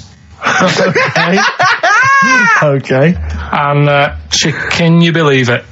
Can you believe it? Well, I'm going to go for Hippo News. Hippo News? Hippo News. Right, well, this one, it's... I'm not going to take the credit here. I heard Christian talking about this on breakfast, right? Because it's a good story that happened. Basically, I don't know if I told you about it last week when we were having our spaghetti, but I think you did. Right, I know what it is. I know what this is. Okay, I've not heard this. Right, there's a little midget. Right, there's a circus. I'm loving it already. Circus going on somewhere. I think it was in America. And Is that present day or old times? I'm talking like in the last 3 weeks. Okay. Right, little midget, circus, really packed out show. People are loving it. Right, Steve, you'll ask the same question I did, I know. So there's a little midget jumping up and down on a trampoline. That's what circus is. Right. I pay good money to see it. So everyone's clapping and he's getting carried away. Because he can't believe they're loving it. I didn't know they'd like a little person on a trampoline, but they love me. But you know what it's like when if there's a crowd of people sort of encouraging you to sort of go higher and stuff. Yeah. And I'm sure he knew it was getting out of hand. But he was jumping and he was coming down the road going higher, and he's going really high in the air, right? So he's doing this. Crowd are clapping. There's a hippo, right, just sat next to the trampoline, getting ready to come on and do his act. Oh, right, I thought he was in the audience. There's a hippo getting ready to do his act, Steve. Yeah. So he's a ventriloquist. What do you mean he's sitting by the trampoline waiting to do his act? Because why does he sit in the dressing room and they go, 5 minutes, Mr. Mus, 5 minutes, Mr. Mus. So anyway, right, so the hippo's there. He's getting annoyed, is he? Because the midget's He's going, how can I follow this? This is really annoying. They're going to be, no. So he's thinking, he's already done the trampoline, my pogo stick act is never going to work. Yeah, go on. So there's a hippo waiting. It's a great story, and I just know he embellishes it or it gets slightly wrong. Go on. So there's a midget jumping up and down. The hippo's getting annoyed. The crowd are going mad. The midget's loving it. Can't believe his luck. Although you think he probably knows he's dicing with danger. Yeah. So next thing you know, they're all saying higher. He gives it one big, like, heavy sort of landing on the trampoline. Goes really high, but goes off at a funny angle. Oh, hypotenuse. Okay. Yeah. And sort of flies up. Hypotenuse! Sure. Flies off at a funny angle. Ooh, Hippo's there, swallows him whole. Crowd are clapping, thinking that's why the hippo was waiting there. Rubbish. Rubbish. It's not rubbish though. But no, maybe there was an accident in a circus with a midget and a hippo, but at no point was this hippo waiting to go on, going, come on. The midget flew off at hypotenuse and landed in the hippo's mouth and was swallowed whole. This is what you embellish it. That is great. And I have to say though, Rick, when I heard midget, trampoline, hippopotamus, I was thinking accident waiting to happen. Yeah. So. Yeah, maybe. I mean, it is that you should never put those three together. Never. It's a recipe for disaster. Everyone knows that. Midget, trampoline, hippopotamus. Are you mental? You're asking for trouble. Well, you know when he told me it, he said, and the midget. He didn't mention the hippopotamus, and he said the midget went on, and soon he fell off, and the hippo ate him. And I said, sorry, what was the hippo doing there? He went, it's a circus. I've never heard of a circus having a hippo. What do hippos do? What can they do? You can't train them, can you? What do you? Aren't they like very deadly? They're huge, aren't they? You can't have a hippo in a circus. Are you sure? You're not thinking of Zippo? He's neither kind. Yeah. No, and it wasn't some sort of where Zippo was eating a midget, and it's some sort of horrible sexual act. No, it was definitely. I heard it on breakfast, right? Oh, okay, sorry. No, it's definitely fact. Yeah, okay, right, truth. okay, good. XFM 104.9. We're not here. It is a bit like being Dennis Norden, playing some great moments from the show. I was just imagining Dennis Norden one day, sort of just like waking up out of his stupor. He's doing this, and he'd go into the producer and go, I've just seen a couple of my programmes. I just saw It'll Be Right on the Night 18. It's shit. It is terrible. Why didn't someone tell me? Well, we didn't want to upset you because, but I've been doing it way too long. Well, you could just let me go on forever. Well, until you died, yeah. Well, why can't my son take over? Well, he's 80, Dennis. And the jokes I'm doing, they're awful. Why have I got that clipboard? I've written these jokes, they're not funny. There's an audience, they're laughing. What are they laughing They're not at? laughing, they're not laughing, that's canned laughter. Who are those audience? Who goes to an audience for It'll Be Right on the Night? A lot of them are older than you. It can't be right. Do you know we have a 15% fatality in one of your audiences? But I went home at Christmas. I watched one of the episodes. Yeah. I was with my family and friends. I said, watch this, you'll love it. Stony face. No one laughed. They all thought it was Well, it is.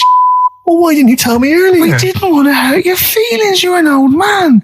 You may be upward of 102. I didn't realise. Yeah.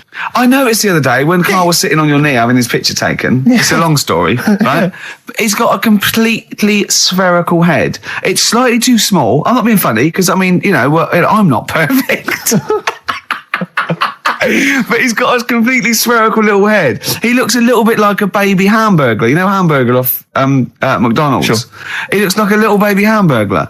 And it's sort of quite put upon. It's Suzanne thinks I look like that thing in that Dulux advert. Do you know when the woman pulls the head off that? That little plasticine morph type and then they make a new ad for it. And it's like a little head.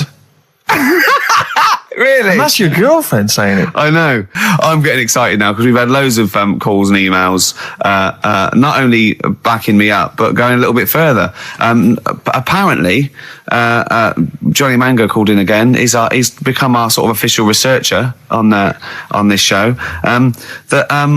There is evidence that Queen Victoria in Balmoral, with a young house guest, Winston Churchill, used to consume cocaine-filled lozenges.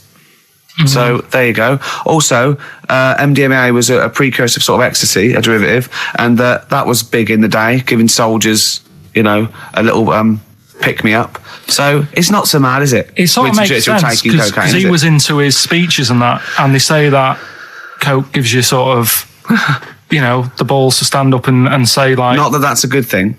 And no, it's not. No. Definitely not. No. Right? But... apparently it makes you confident, doesn't it? So you can stand up and say, you know, we're going to fight them on the beaches. Yeah. And all that. And sound like you mean it. It's exactly, yeah. When he was sort of like, you know, a little bit pissed up with his cigar on, coked off his tits, he wanted to fight. He didn't care where it was. He'd fight on a beach. He didn't care. He didn't care if he got sand in his new trainers. Exactly. He was boozed up. Yeah. You want to fight. Yeah. That's why he was coming hard. He was very much, you got to think of him as the Liam Gallagher of his day. Yeah. Oh, dear. Bad. Are we allowed to talk about this? I mean, I don't mean in terms of referencing drugs, but are we allowed to? Is this like libelous to Winston Churchill? One, you can't libel the dead. Yeah, but two, it's a lot. Is that only in America? I'm asking, and we're not saying, you know. Two, I think you'd probably going to also a fair comment. Three, we say we were joking. Yeah. 4, it's a satire. Yeah. 5, we love him. 5, we're not condoning drugs in any way. 6, this is Dermot O'Leary's show. I didn't have a go at him anyway. I said he's all right. If there's any law against Rasputin, we might be in trouble. Law against you Rasputin. did willfully Raspute. Yeah. All over you the airwaves. did slag off Russia's greatest love machine. Yeah. You didn't shoot him till he was dead, did you? Oh, put some poison into his I'll tell you this, if there's any other historical questions that people want answered, then we're the men. Because really, with the three of us, our knowledge of the fact that the Hindenburg was filled with helium, the kind of coke habits and various drug habits of Britain's most famous political leader, we've got the answers to all of it. Einstein. Go on. I found out in the week that he didn't talk till he was 6. See, it's all these people who are weird. Churchill couldn't read, could he, till he was 8 or 9? Really? Yeah. So there you go. He got a D in history apparently, GCSE. Just one better. And the story is all sort of you know, how he's being pushed about by his Again, wife. that's not literally.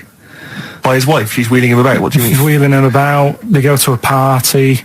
Everyone sort of looks round and looks at him. What makes you think that he's in a wheelchair? What's the clues? What's the words? There's loads of little things. It's like, like I say, something about his wife walking around with me and all that. Well, of course she is. She's pushing him about. But walking around. If someone said, she was walking around with me, I'd think they were both walking around. There's a few. But that's not. There must be another. There must be a reason why you suddenly thought that fella's in a wheelchair. Right. My wife's walking around with me. Put on your makeup, and I feel all right. No, and she's always saying, "Do you feel all right?" And that she's always asking him how he is. Yeah, but she's just listen. Let me play it, right? And try and picture the scene, right? But now I'm only thinking of a little fella in a wheelchair. Well, have a listen to it, and you know, just everything that's been said. Okay. Understand why I'm thinking what I'm thinking. No, never. Right, you ready? Yeah. No clue yet. Yeah. He's just sat there watching, probably. No. There's no. Wait until he's done. Yeah, no clue. Okay. No, that's all right. Right, that's just a woman getting ready, and he's fine. Yeah, he's just sat there and he's to me, he's got a great pair of legs. Right, well, he's sat there in the wheelchair. No, he's not in a wheelchair. Listen. Yeah. Everybody looks at him. No, her. He's saying she turns heads. Walking around with him. Yeah, walking around with me. We're both walking around. Are you all right? Yeah, it's a nice thing to say. He's all right. Huh? Yeah, he is all right because he's got a great pair of legs. Right, he might not have any legs and that, but he's happy. He has got legs. Right. He has got legs. I don't know why you think he's in a wheelchair. There's no clue whatsoever. It seems to be based solely on, do you feel all right? Yeah, Which she's you just only saying say that because they're together at a party. Maybe he doesn't know anyone else there. Leg. So he can't drive. because he's drunk. Probably he's had a great time. He's been dancing. Puts him to bed. Because he's drunk. Well, is he though? He's turned out the light. His hands work. Is that it? Yeah, there's no clue. But the thing is, that's what I'm picturing. But that doesn't mean it happened. You picture people that are half man, half moth. It doesn't mean it's possible. Do you know what I mean, Carl? What you think is usually not true. Suzanne is totally right. There is no reason. I have never, ever thought that Eric Clapton was singing about a little fella in a wheelchair. And the one clue in that, there's two, isn't there? Are you all right? Oh, let me say that, little cripple. Right, and I'll give her the car keys. Oh, why is she driving? He ain't got any legs. Pushing him around and that. No, pushing him around. So we'll do one more next week then. Could do that again. It's Oh, fantastic. Waiting on a Friend by the Rolling Stones. Yeah? Go on then, Carl. On XFM 104.9, Ricky Gervais, Steve Merchant, Karl Pilkington. Go on. Right, this one. Remember Blockbusters? Uh-huh. Right, this one is good, and we'll do this one. Rockbusters. And remember how Bob Olmus used to give you a letter? Yeah. And it'd give you a question, and the answer to that question is that letter. Yes. Right, well, it works like that. So if I said to you, we'll test it out on you, Steve, right? Right, welcome to the show and that. Hello. Let's play, right? And I say, right, your first one is W. Mm-hmm. And the cryptic clue, because it's done like crosswords. Okay. So not quite like Blockbusters. Well, this young man prepared for his death. And it's a W, so the answer. And it's not always going to be like our sort of music, it can be any sort of music that's out there. So the W is the name of the answer. I understand that, but is the answer always the band name, or is it? Yeah. It's always the band name, is it, or the artist? Yeah. And so would the W be the surname, or would you have both the initials if it was someone's name? Would Elvis Presley be EP? Don't get annoyed, no. Carl. These are questions that I knew would be asked. I know because he tested it on me. So you've got to tell them. We need to know the rules. If it was Elvis, I'd probably do E. No. Give him the answer. Give him the Right, answer. did you hear the clue? No, give me the clue again then. So the letter is It is a W. cryptic clue. It's The clue's W. fine. Listen, but- and the go on. clue is, this young man prepared for his death. This young man prepared for his death. Yeah. This young man prepared for his death. And it's a W. And it's his first name. That's what he needs Well, to see, know. that's the Yeah, but I don't... Well, shouldn't we have the initials? Wouldn't that make it easier? I mean, Yeah, but he didn't do that on Blockbusters. It just had one letter. No, they did. If it was if The gold run they often had us for 3 or 4. Did they? Letters, yeah. but it was normally just one word. It wouldn't have been a name or something. All right, then. W. W-Y. W-Y. Will Young. Excellent. I Right, didn't so understand it. What was this the young clue? man... prepared for this young man.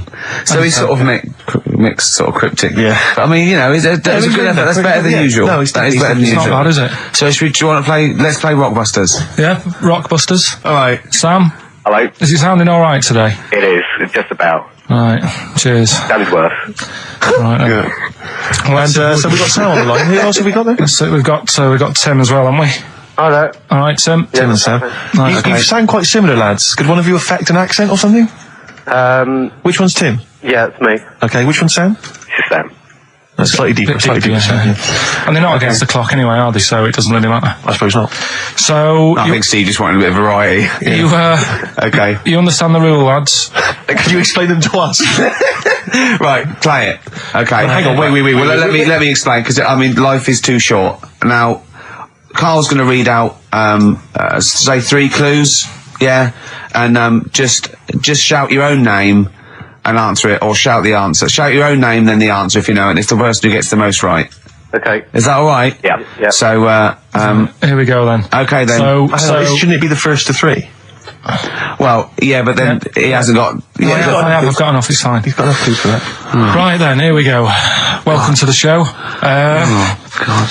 Right, the first initials, ST, right? Is that right?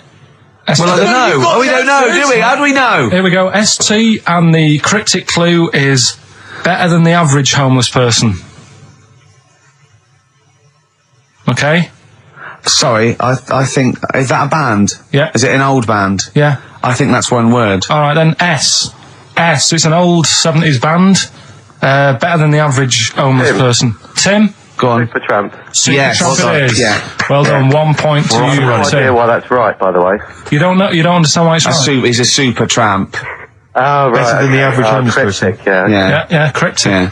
Okay, second one. Come on, Sam, you got it. That's actually quite good for Carl. Trust me, Tim. Take that as a good clue. Because, yeah, okay. We won't do this again. Wait, 1-0 to Right, here we Tim. go. Right. F. The letter is F. That's the next one we're moving on to. And the cryptic clue is, the little girl is hungry. What shall we do? Is that S or F? I've got it. F. Ready. Bam. Peter. Yes, 1-1. Feed her. He's pulled out of Feed her. Yeah. Feed her. Okay. Yeah. So that's one each. So this is the decider, isn't it? Wait a minute, ITV are on the phone. Well, you said first to three, so no, it's not, is it? That's what I said. Just do the three clues and who gets the most. Okay, well, we can do that now. So, here we go. I love this. This is rubbish. Go on. So, here's the last one. The initials are AK, right? And the cryptic clue is exploding pet. Shout out your name if you know it. Last orders at the bar, please. Last orders at the bar. Exploding pet. AK. You're tuned to XFM 104.9, Karl Pilkington's quiz, Rockbusters. The format is still available. The highest bidder, please give us a call, or you can email ricky.gervais@xfm.co.uk. Is it a band or a singer? I'll give you a bit more of a clue. It's a pop band. Okay, we wouldn't. No. Tommy Kissam. Yes. Hey. Oh, this is amazing radio. So who was that won? That was Sam who won. So it's 2-1 to Sam. So he wins. What does he win, Carl? He wins some CDs and some videos. No, he's got obviously now, Sam, if you're ready, take the spot. You're going to do the gold run. Away you go, Carl. I haven't got any more. You're a fool. Right, stay on the line. We're giving both some presents. Play a record for. Rick, I'm going to shoot off. XFM 104.9. We're not here. This next clip is one of my favourite clips. Look, it needs no introduction. Here it is. Another holiday. Well, it wasn't holiday. It wasn't holiday. Well, it was. You had 5 days off work. Why isn't it holiday? You had 5 days not working for a living. You know how many days holiday gets a year now? 29. Oh, that's more than teachers, isn't it? It makes me sick. It makes me sick. Well, I know the kind of hours you work, Rick. It's mad. I mean, if you're not in work by midday, you're furious. No, but I mean, I'm always... 29's normal for the normal working person. Yeah, but, you know... And anyway, it wasn't a proper holiday. I went to see my mum and dad. It's nice to see them and everything, but it's not holiday, is it? Why? It's not going away. It's not getting on a plane, is it? Going away. Oh, is that definitely holiday? What happened before 1950? I don't know. People used to go... yeah, exactly. People used to go to Blackpool or Brighton. That was holiday. Yeah, but I didn't Where did you go? Went to Wales. There you go. Lovely holiday. Lovely holiday. Have a holiday in Wales. That's what they say, innit? Come to Wales and have a holiday. That's what they say, innit? So come to Wales and meet your parents. Come to Wales and have a lovely holiday. Right. Well, anyway, it was good and that. It's always good to see him. Right. Yeah. But Week off work. do you know like my mum likes gnomes and stuff? Yeah. Right. Of course she does. She's lived with one for 30 years. She said, get your dad to take us to this park where they've got 6-foot gnomes and stuff, right? Have a walk about. Sounds like a nightmare. Yeah. Sounds like a living nightmare. Keep an eye on Carl. Yeah. So anyway, He stood still for 2 minutes. Someone bought him. No. You can't buy them and that. It's like a little exhibition thing, Yeah. right? And it's part of a hall, right? This big hall that you have to pay to get in, but We didn't want to see the hall, I just wanted to see the gnomes. Of course you did, yeah. So anyway, my dad says, yeah, well, we can get in there for free. Of course he did. Clever. Right? So we parked up on this little country lane, right? No one about. We walked How much down, was it to go in? Like £2? about £3 each. Yeah. But he said, well, yeah, but if you don't have to pay, do you know what I mean? You enjoy it even more, don't you, when you're walking about and you think, I've got this £3 in my pocket, no one's having it. Yeah. Right? No, looking over shoulder for a bloke with a peak hat saying, can I see your ticket, please? I wouldn't enjoy it more, no. Go on. Yeah, but you don't worry about it, do you? You got a bit of money now then, Rick. You've changed. So anyway, so we had to walk across about 4 fields. For £3! Right, and what happened was we're walking through all these fields and what have you, big grass and muddy bits and all that, 'cause it'd been raining, and climbing over fences and stuff. And we're in this field, right, and I look to my right and there's about 30 cows all staring at us, right? And Suzanne started to panic a bit. She said, we shouldn't be here. Dad says, of course we can, we're allowed to go wherever we want, all this land, it's ramblers' rights and all that stuff. Yeah. And take a cow if you want, unattended. Serves him right for leaving him in the field unattended. I'm having one. I keep us fed for a week. Anyway, these cows start surrounding us. Surrounding us. And, brilliant. Oh no. Face off. and Suzanne's panicking, going, this isn't right. We're not going to make it to the fence in time. They're moving faster than us, and he started sort of running a bit. Wow. And It's like some kind of bovine West Side Story. Don't A gang of cows coming at you. don't worry about it and stuff. But my dad had to sort of stand there and like wave a stick at him. Of course. And we got away, but Suzanne was like having a bit of a sweat You on, got away. saying, we could have got killed. Sure. And my dad saying, no, it never happens. And I just wondered if it does, if there's a risk of... Yeah, it is rare, but there's been a couple of cases of being trampled by cows. They're not aggressive. They sort of run through you. Well, they're aggressive if they've got a calf. They do have kids. What? You had kids with them. Kids, yeah. That's a goat you're thinking of. Yeah. Maybe they were trying to sneak into the gnome thing, and they were worried that, like, if too many people did it, and they thought some cows, we can just sneak in. They Where were trying, no one's expecting cows. And the cows but were some going, humans. walk upright like you're human. Don't walk upright. They thought you'd blow their cover. Yeah. Yeah, people have been killed by cows before.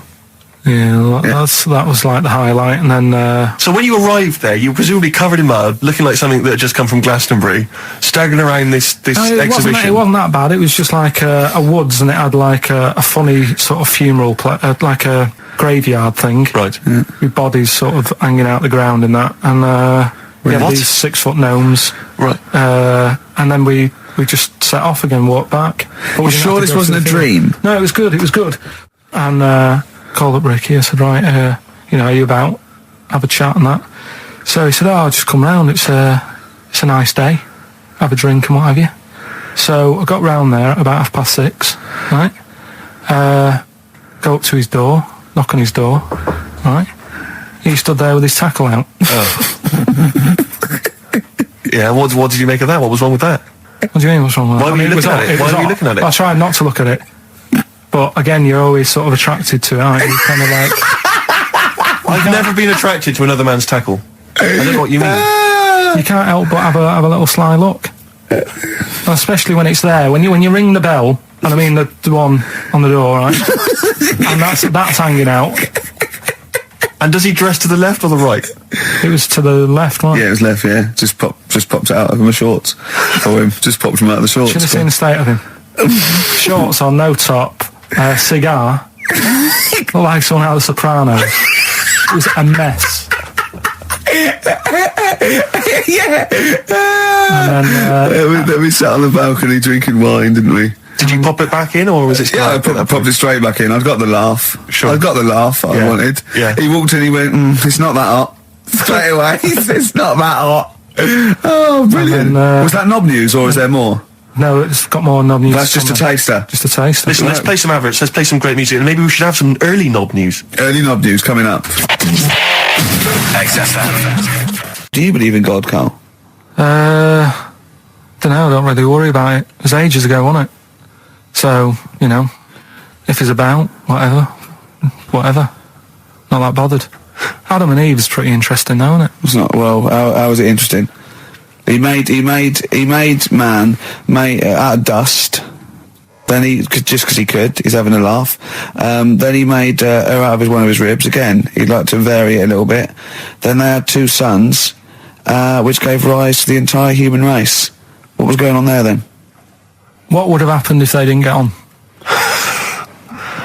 That's interesting. Sometimes with pandas, they don't fancy the other one, do they? They go, well, that's my choice. One. You've brought me one panda from Lisbon Zoo, and I've got to shag that. What if I don't fancy it? What if they bring in a right slapper? Do you think What if it's the equivalent of like Love Island? Well, I Whatever it's imagine called. it was like Celebrity Love Island. Yeah, and they're going, I am not shagging that slapper.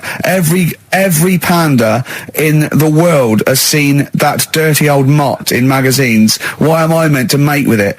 I've got some dignity. Are you talking about Adam there or Panda? Was that? Either is fine, I suppose. No, Do you think that Adam had any say when God was making Eve? Was he saying, "Can make the boobs a bit bigger, would you?" And then I'm blonde guy. I'm into blondes, really. I mean, I don't know. Did he have any input, or was it just? I don't know. Well, I suppose it was one of his ribs. I know, but he's probably restricted. You go, well, I'm working with a rib, Adam. Give me a break. There's only so many things I can do. Well, he was probably in kind of intensive care, wasn't he? With the whole. They go, well, I can't just keep making the boobs and things bigger because their legs will get short. I don't mind short legs. Yeah, make the legs longer. I don't mind no legs. I don't mind no legs. As long as the boobs are sizable. I tell you what's weird though, Steve. Right? Everyone's heard of like Adam and Eve. Yeah. What's the surname? Yeah, where'd they get their post from? Unbelievable. One of my uncles, right, Tattoo Stan, he's just caked in them. Right. I don't think he's my proper uncle, but he's just like my dad's got. Tattoo Stan. No, my dad's got. That's a province in Russia, isn't it? My dad's got loads of mates who. When like, you say he's not your names. proper uncle, Do you know how, like when Just a bloke someone who used to comes hang around, around you're school? alright, Uncle Stan. Yeah. Do you know what I mean?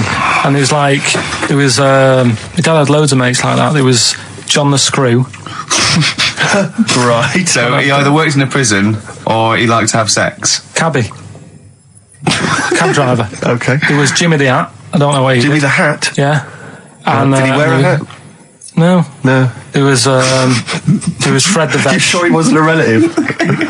Sorry. Fred the Veg used to get us like big bags of potatoes and that. Fred Veg, okay. And there was Tattoo Stan. Right. And he was just caked in them. And I used to always look at him thinking, why have you done that? I must have only been like, 6 I or suppose 7. if you're born with a name like Tattoo Stan, Exactly. you're destined, Sorry, aren't you, were really? they like a 1950s gang? I'm worried about... I'm worried Who were about... doing a bank job. What was his name? The Hat? What was his name? Jimmy the Hat. I'm worried about Jimmy the Hat. Yeah. Not having a hat. I don't understand it. Are you sure he didn't have a hat? Not when I met him. Did he ever wear a hat? I didn't see him that much. Do you think it was a joke, like, when your mate's sort of like, 8 foot and huge, you call him Little John or Tiny? Do you think? Well, the fact that he never wore Yeah, a they hat. went, hold on, I've noticed something about Jim. Go on. No hat. And I go, oh, true, let's call him Jim the Hat. Jimmy the Hat, yeah. But my Uncle Stan, he had like loads of them. He did them himself. Oh dear. And it was always that thing. God. What was it things like? He had like the cross. cut here, Cut here, made in neck. Britain. And if you're going to do them yourself, I'd say at least make sure you're sort of a good drawer. Yeah. And don't do it in the mirror so it comes out backwards. Well, that was the other thing. But like, I remember he did. Names are all right. He had like all his kids' names down his arm. And, what are they called? Yeah. oh God, it's Tattoo Stan Jr. Yeah. and Paul shits the bed. I'm trying to. Oh, Wabbai Kate. yeah. But he had. Frankie never amounts to anything. Oh, God. So he had like. Johnny, I don't think he's mine. So he did all this. I don't even know why I'm telling you about tattoos. No, nor do I, Carl. 50 Cent in the club on XFM 104.9. We're playing our favourite singles of the year. Yep. And we're looking back over some of our favourite clips of the year. Embrace, Glorious Day on XFM 104.9. Rick, there may be listeners tuning in thinking, they've got something better to do, for instance, switching off the radio and just staring blankly at the wall for the next half an hour. But no, because what they're going to miss is our grand finale Oh, yeah. for this, which is, of course, Sponsored by Lindauer's, the sparkling wine solution to a hot summer's day. Yeah. That we're going to be firing a cork. Did you just make that up? Yeah, Pretty good. Good. They're going to be firing a cork at Karl's head just for the sound. I just think it's sound. Huh? It's not happening. Yes, it is. You said no. We've said it is now. We've promised it to the listeners. Yeah, come on. I'm not happy with it. Why? Because the paint. Well, I've never had it done, so I don't know how painful it is. Well, all the more reason to do it then. Yeah, we've got to try it out, haven't you? You're perfect. It's like a little cowbell or wood block. That's what I'm hoping for. Yeah. I'm hoping for pop. And I'm going to film it for my website. Brilliant. So go to that this week, rickygervais.com, and see Karl Pilkington getting hit. A high-powered cork coming out of Lindauer sparkling wine. Lindauer sparkling wine. And of course, if you want to send us anything in, and perhaps next week that you feel we could actually that'd be great. Sponsor us to do something. This is like interactive because a lot of people plan the show. Like Dr. Fox plans his show. We sort of come up, we riff on the. So that's a great idea. Send stuff in that we could harm Karl with. Yeah, we try to harm Karl. We do a jingle. Harm Karl. I've always wanted one of those George Foreman grills. I've always wanted one of them. I know, but that's too much, isn't it? What if we just pressed his head inside it? We'd have to put it on. Put it on. See. Just squeeze his head inside it. I've got to do that thing with a tea towel one day. You know that thing I did with a tea towel? You put a tea towel around his head, right, tie it. I put a wooden spoon in, and you only have to turn it like a couple of inches, and it kills you, doesn't it? Yeah, sure. It really is, yeah. So we'll be firing a cork at Karl's head. I'll be filming it for the website. So that's coming up about 10 to 3. Look forward to that. Yeah. Do you know what? I'm loving this. This is my. Just being in a room with him. I just can't. I want to squeeze his head. XFM 104.9 playing Green Day. The studio's falling apart. I know, his microphone broke. I'll be honest with you, Rick, I don't know why Lindauer's, the sparkling wine, want to be associated with this shambles of a show. It is falling apart. This is awful, this studio. It's got to be fixed. Right now, Karl, come on here. It's the time where I'm going to let a cork off. Do you want to film this, Steve? Yeah, that'll be available on the website next week, rickygervais.com. So see Karl getting hit. One bloke suggested we leave the metal cap on because it's get a better pitch, but we take that. He's straight. Let's get the camera ready. Get the camera ready. Ready? So if you just joined us, we are using some Lindauer's sparkling wine to basically, what can I say? Really fire a cork at Karl's round ready? head. Hang on a sec. Let me just put the headphones on. All right, film this then. Okay. It's in position. Look. Just firing up. Okay, Karl, come on there so we can see your head a little bit. We want to get the microphone there. Right, ready? Hold on. Good. So you're just doing it. Hold on. Now it's in position. What if it? Ready? Yeah. Oh God! Oh no!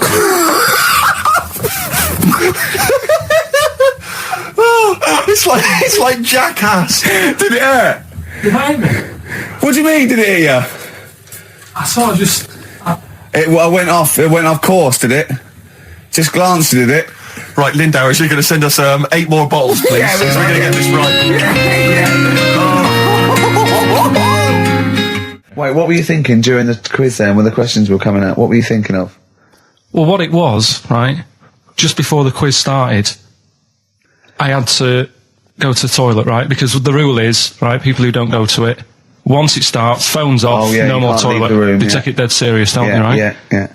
So, I went to the toilet. Now, I'm not being out of order here, it just got me thinking, right? I went to the toilet, the gay fella in there, right? There was a gay fella in there. Gay fella in the toilet. Now, how could you tell? How did you know? Just typical, everything about it, right? Everything about it, right, yeah. Oh.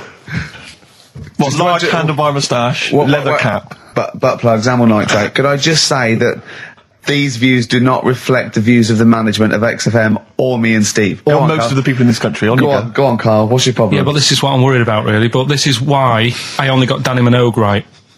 Right? Because this was floating around my mind. Went to the toilet. Now, going to the toilet, they have like men's cubicle and they have women's cubicle. Yeah.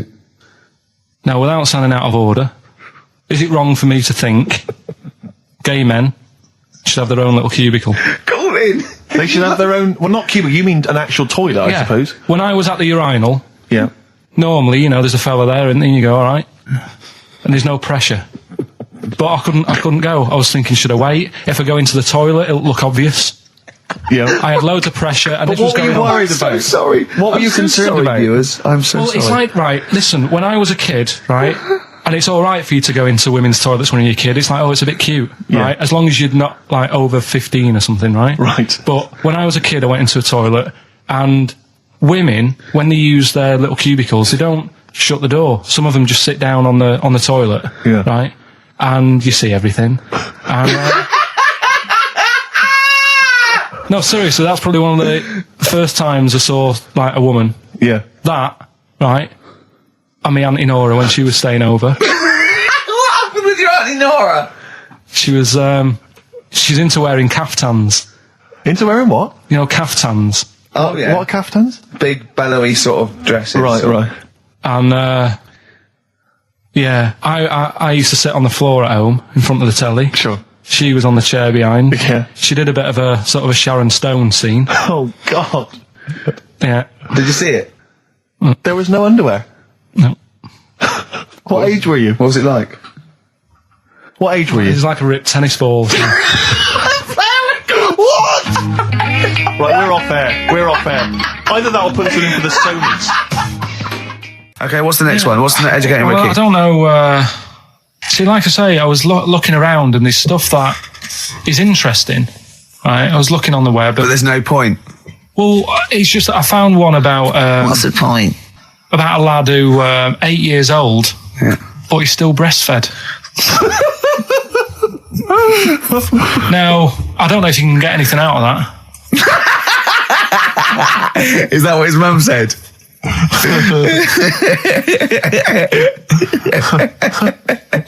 So, What do you mean I don't know if I can get anything out of that? You don't need to. No, it's just that, Where did you read that? that was on the internet. Oh, well, yeah. You're always unspecific when you mention it. It's just it was on the internet. Well, Yeah. I'm trying to think what I put in. I think I put in Y to see if I'd confuse a computer. And then- Go! You are... No, I did, No, honestly. I did a search, put in why, and it came up with funny things that, like, why is this person doing that? Why is that? And it had a picture of this 8-year-old lad, sort of, on his mum's nipple. And it was saying, is this healthy? You sure that wasn't asking you that question? What? I put in why? Just to confuse the computer. Like, the computer going, what do you mean? Yeah. Stop it. Yeah. Oh, look, yeah. Last week, I was walking home with him, and I went, he was saying so much stupid, and I went, I've got a competition for next week. Let's do a phone-in, and it's called Karl Pilkington, Genius or Fool. Yeah. Right? And he went, No. I went, why not? He went, well, it'd be confusing because they say there's no difference between genius and being a fool. They do, though, don't they? No, Who says that? but it's rubbish. And people say there's a fine line between madness and genius, and it's a ridiculous soundbite. They don't say there's a fine line between a genius and an idiot. Well, the people who do are idiots. Yeah. So what would you do there, though, just to sort of wrap that little thing up? What would you do? That lad loves his mum's milk. What are you asking me to come up with? No, I'm A just... title for the story? No. It's just what would you do? Right. What do you mean? What would I do? Well, it's causing a bit of a problem in the area, right? What area? In America, I think it was. Oh, America are a problem, are they? George Bush is worried about this kid who's breastfeeding at 8. Imagine it like this, right? Right. No, so, Carl, what are you asking me? About this spurious story you saw on the internet? I saw on the internet, there's Yeah. an 8-year-old lad, he likes his mum's milk, Yeah. and it's saying, is this right? Should it No, be it's going not. on? But what What do you want Ricky to do about it? It's not his responsibility. yeah. No, but the little town that he lives in, they're all causing an uproar, right? Going, this isn't right. I can't let my kid play out in case he's in the garden with his mum getting a bit hungry, right? So, Oh, God. what should they do? Because his mum's saying, well, he likes it. Yeah. And he, what do you do? I don't know the laws. No, but I'm not asking you to sort out the laws. I'm just saying, if you lived in that neighbourhood, what Yeah. would you say? If you went up to him and said, look, everyone's getting a bit fed up with this, look. I'd say, what would I do? What do you mean, what would I do? What are you asking me? Right, it doesn't matter. No. What are you asking me? What are you asking me and Steve and the I'm public? just saying, say if you live next door to this woman, Yeah. right? The kid's hungry, 8 years old, he's out playing on his bike and he goes, Mum, I'm getting a bit peckish. And he goes, all right, son. She whops one out. And he starts having his milk, right? You live next door, you're putting your washing out and you see this going on. You're getting a bit sick of it because it's gone on for months. 8 years, I assume. Why is it your business? Why are you such a nosy neighbour that you're concerned? What would you do, Carl? Let's turn it back on him. Yeah. What would you do? What's your solution? What would you do? Well, I thought I'd say, right, why are you doing this? And she'd say, because he likes it. And I go, all right then, put it in a bowl first. And you think that would sort that out? No, because I was thinking about the whole thing, right? And you do that when you're a baby and everything's all right, innit? Yeah. No one bats an eyelid at a little baby having a bit of milk from its mum's breast, right? Yeah. You'd almost say it was natural. But you grow out of it. It's like you don't see. It got me thinking about things you don't see. And you don't see. Did you put this into a computer? Show me things you don't see. What else don't you see? Well, you don't see like an old man having a Twix. You never. So what? You know the terrible thing about all this, Steve, is he's right. You don't see an old man eating a Twix. That's a terrible thing. So what they have got, right? They've made old man toffees, haven't they? They've come up with Gervais. Is that a song? Oh God! You don't see it. So they've got their Werthers, right? Yeah. So, look at him. You think Forget he's it. giving a lecture at Oxford? It's not going anywhere. No, go on. Sorry. Go on. I'm just saying. Right. You grow out of things. Yeah. And the old man, I'm sure when he was a kid, he'd have a Twix. Yeah. Now it doesn't look right, so he's having. It doesn't look right. So. Right. I don't think Werther's originals were specially designed for old people. I think they were sweets that just happened to have been made for years. That's why old people eat them. Yeah. They didn't go, hang on, there's a market here. I've noticed old people aren't eating Twixes. Quick, let's make some old man sweets. But the little advert, he gives it to his grandson as well, doesn't he? He goes, I have a Werther's original. Now, I think it cuts though before he throws it back in his face and goes, get me a Twix. 104.9 XFM. You all right? This is Karl, producer of Ricky Gervais and Steve Merchant. They're not about today. Ricky's on holiday. Steve couldn't be bothered. So I'm left here with all the DATs. That's a digital audio tape of all the shows they've done since they've been here over the last, I don't know, year and a half or something. So we'll play you some of the best bits. All right, so here's the first bit. I've said in the past to you, Rick, that my grandparents, so I love them dearly, but it's like for the last 30 years, they've been waiting to die. I know, It's like they just sort of, it's like, you know, the novelty wore off of life. Life in the 50s. Yeah, they got kind of bored of it. Life, in the 40s, it was brilliant. All sat around the old Joannas, the bombs fell, singing. They loved that. The 50s, that was great as well, because that was the post-war years. It was, it was a bit tight in the pocket, but it was all right. Everyone pulled together. And then the 60s came along, all the crazy music, the funny hair. Let's stay in bed. Exactly. They basically stayed in bed. And it was one Christmas when my grandmother said to my dad, what do you like for Christmas? What do you fancy for Christmas? And this must have been, I don't know, 20 years ago. She said, what do you fancy for Christmas, Ron? And he went, well, I could do with a nice big kind of warm winter overcoat. She said, don't worry about that. Don't worry about that, because your father will be dead soon. It's what you can have his. Meaning my granddad. Well, I'll be honest with you, my father's still waiting. Which is good news. Good news for my grandfather. Less good news for my dad. He's freezing. He's freezing. He finds out, how is he today? He's fine. Oh, okay. Oh, I'm freezing. It is such a weird mindset, that. I think that, to me, is what sums up people from that older generation, the 40s and 50s. And it seems to me that you've got that kind of mindset. It's like you were born in the 30s. And whenever you talk of your childhood, it's like you had like a baked potato to take to school. And a hoop and a stick is a Christmas The other gift. thing is, I think that that sort of generation, it seems that the man is dependent on the woman. There's a total dependence. Oh, absolutely, If she dies, he's done. Yes. He's done for. He'd just pine away. If he dies, she's got 30 years of pottering. Absolutely, yeah. Do you know what I mean? And go into the youth club and the church. I know what you mean, yeah. It's sort of like that. It's sad. Of course, it's sad for them, but it's not the end of their life. No, sure. And it sort of is the other way around. I don't know why that is. Yeah, it's terrible. That's a little melancholy thought for. I know. I've really you brought it down. You've brought it down. I've brought it. This isn't a nice show at all. This is terrible. Well, we're gonna have people just killing themselves. What? Right, you ready then? So, just in case you haven't heard it before, I'll give you some initials of a band or an artist. We're not doing Rockbusters now, are we? Yeah, I thought, well, we've just... we keep that going. Then we got... I love educating Ricky. That's my favourite thing now. Well, what do you want to do, Steve? Let's do the clues. It's just like it's sort of bigged up the prizes. And so this is only by email. Give the email address out now for people to write it down now, Carl. Right, it's ricky.gervais@xfm.co.uk. ricky.gervais@xfm.co.uk. Only entries on email. Yeah. You're going to get 3 clues. You've got to get them all right. And you win all the You win all those prizes you said. Okay, Carl, go on then. Right, and just a quick example. One of the first ones we did, it was like AK, and the clue was exploding pet, and it was atomic kitten, right? Yeah. So you understand how it works now. These are your clues. The first one, that army has got some nice trenches. That army has got some nice trenches. Excellent. Yeah. And the initials there are DW. Do you write some of the questions for 15 to 1? Go on. So that army has got some similar phrasing. Trenches. Okay. Okay. The second one. What were the initials there, Carl, on that person? DW. DW. Yeah. Right. The second one. The top of them curtains are all wrecked. All the materials all worn. He acts it out though. We've got to get him on telly. We have got to get him on telly because his little face and his gestures. That's the second one. The initials being HV. Okay. The top of those curtains are wrecked. All the materials all worn out. Right, HV.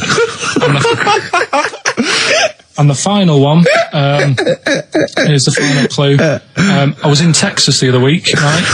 I tripped and landed on my knees in a puddle. What's the initials? WH for that one. So I was in Texas, I tripped up, landed on my knees in a puddle. So that's WH. Incredible. You've got it! Is it great? It's fantastic! It's decimal. Okay, time during the record. Do you remember you're playing for these compilation albums? We got the Fatboy Slim DVD, Linda Green on VHS, and of course Executive Decision, starring Kurt Russell as well. Oh God! So, Steve, do you want to pick a winner? I've got a winner when you give us the answers. Okay, so the first clue was that army has got some nice trenches. Yeah. That was DW. Who's that? Dandy Warhols. That's brilliant. That's brilliant. That's good, yeah.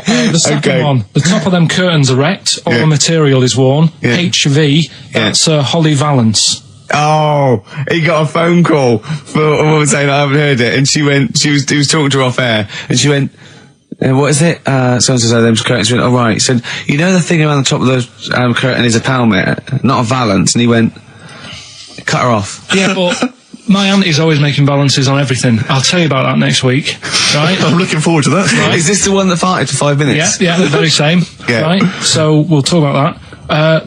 I was in Texas, I tripped up, I landed on my knees in a puddle, WH, Wet Knee Houston, right? Wet Knee Houston. Yeah. So, you're a maniac. So, who's a winner? We've got Pete, Catherine and Laura in Newcastle upon Tyne. They're listening online, I assume, and they're on Sky Digital. Those great places. And remember, they got loads of stuff. They got the DVD here, they got Linda Green, they got Stone Roses, they got another compilation, and Executive Decision. Can't concentrate now. Oh, he's all stressed because the lady from MTV is here. She's going to film his little face. So the things he said in the week, he was so worried. He's got worried about the spot on his head. That won't come out. Just so you got your best side. It's on that side. That's all right. Yeah, the camera's out. Look, he's getting nervous now. Okay, Carl, ignore the camera. Okay, just ignore the camera. Okay. Now, me and Steve have done our research for you, and we've got 2 amazing things to tell you. What should I tell him first, about the baby or the... Well, they're both equally fascinating, so you choose. I'll tell you the crab thing first, right? Steve actually saw this thing in The Guardian in the week about our research thing, and then we looked it up, we looked into it on Friday, and it is incredible. Right, listen to this. There's a thing in a bay in New England, right, where it's like the biggest, they make silicon chips and stuff for computers, right? And because of the data protection thing, after they've done them, because they have to destroy the plates, right? Well, the information's sort of put onto them, but there's still flakes of silicon. They sort of grind it down straight away, and some of the flakes got into the bay, okay? But some of the information is still on even the slight granules of silicon. Anyway, gets in the water, and silicon is rather like a carbon derivative. They reckon if there had been life on another planet that wasn't carbon-based, it'd be silicon-based, because that's simple sugars and proteins, it's just COH and that, and it can work with silicon, right? Anyway, the crabs have been taken up, it's still in the water, and they looked out on the beach, and over years the crabs have started sort of putting themselves in formations, like geometric format, and they couldn't work out why they were doing this. And when they put them in the experiment, they sort of like chopped them up, and they found they'd taken on silicon, and it had sort of got into their brain, and they were downloading information.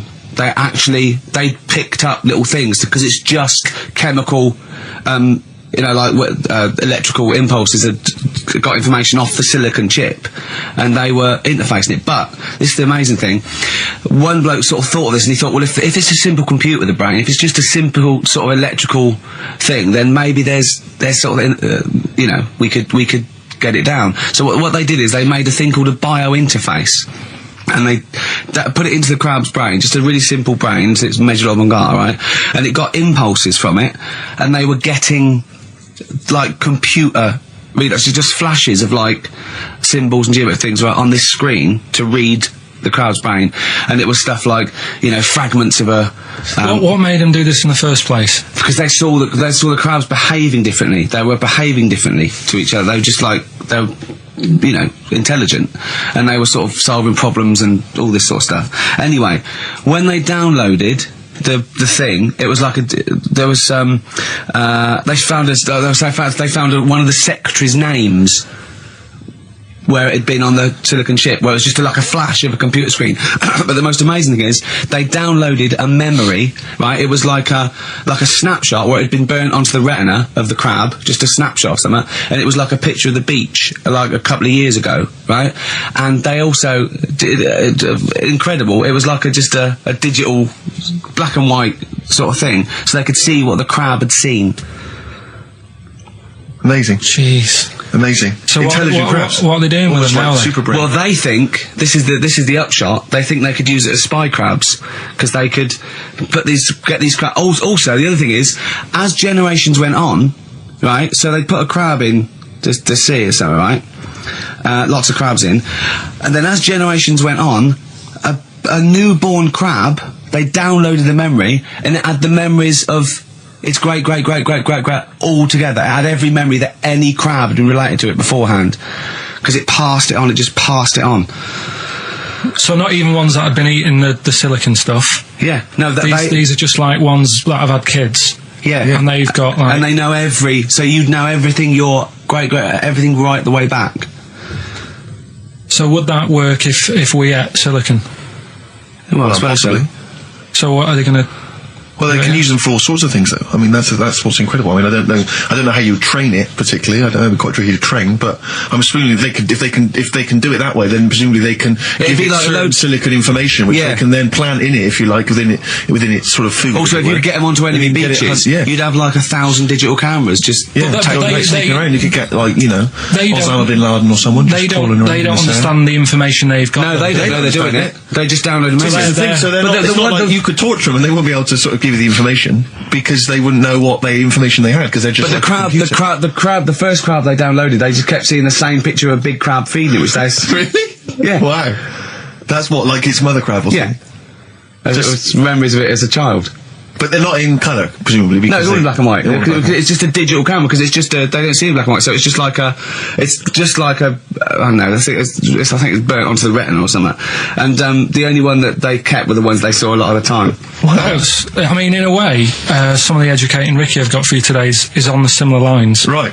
Oh, you've got to be impressed by that. You've got to be impressed by that. That's pretty good. I mean, I'm interested to see, you know, what they do. What they do with what the crab developments are. But yeah, no, that's pretty good. Yeah. But I mean, amazing. Yeah. Amazing. Well, just digest that information, because that's not even the most impressive one we found. I think it is. I suppose it's pretty impressive, but the next one's maybe more shocking. Okay, right. But let's play a tune, and Ricky's got another extraordinary fact. 4.9, I'm Ricky Gervais, with me Stephen Merchant. It's the best of. You've been voting in all week, sending your emails. So here's the clips that you wanted. Wu-Tang Clan and Gravel Pit. We love that, don't we? I love it, yeah. Yeah, Classic track. We're talking about embarrassing stories and stuff, and I don't know if I've told this on the radio before. Have I told you, Carl? I'm not sure. But this was when I was working at the BBC. This is not even long ago, and I'd moved to London, and I was fairly new in London. And I was working at the BBC, and I had this BBC hire car, and I've never told it. If there's anyone listening who works for the BBC, I don't know if I can still get in trouble for it. But this BBC hire car, and it was like I'd been ferrying kind of actors and people and production people around all day in this car. And I was driving back, it was quite late, it was about sort of 7 or 8, and I was driving back, and I pulled in to get some petrol to fill up the car every day. And I went into this garage to fill up some petrol, and I was there, and these two blokes came in a white van, right? They pulled into the forecourt, and I was filling up the car, and they went, "Hey, do you want to buy a couple of speakers?" And I said, "Yes, I do." Yeah. Because I'll tell you the reason. It was like I was so flattered that they thought I'd be the kind of bloke who would A, need some kind of classy speakers, and B, would like to buy them on the sly. Do you know what I mean? Yeah. I thought, they like the They've fact seen me. They've seen I look a bit of a hustler. Exactly. Yeah. I'm a street sort of guy. You can see by the way I use my walk. Exactly. Yeah. So I couldn't believe my luck. So they drove behind the garage, the little sort of garage bit at the back, and I went round there, sort of casually went round there, sort of locked the car, went round there. They went, open the back. You had 2 speakers in there. I said, "Are you sure these aren't knocked off, mate?" He went, No. We work for Dixon's. This is the story he spun me. We work for Dixon's, right? And we're delivery men. And if we make a delivery and the person's not there to sign for the goods, then we have to bring them back to the warehouse. But if we can sell them on the way back, then that's really good for Dixon's. Dixon's must love that. And instead of thinking, are you sure some kind of troubleshooter did someone going to go into Dixon's and go, you're not getting in the garage forecourt market? Jones. Exactly. Get a couple of lads in a white van. Exactly. Yeah. So anyway, so I sort of bought this story, and I was a little bit dubious, and I went, right, let me hear them then. And he wired them up to the car stereo, and boom, boom, boom, they're playing. So it was some groovy hip-hop. I was thinking, great, these guys know what I'm into.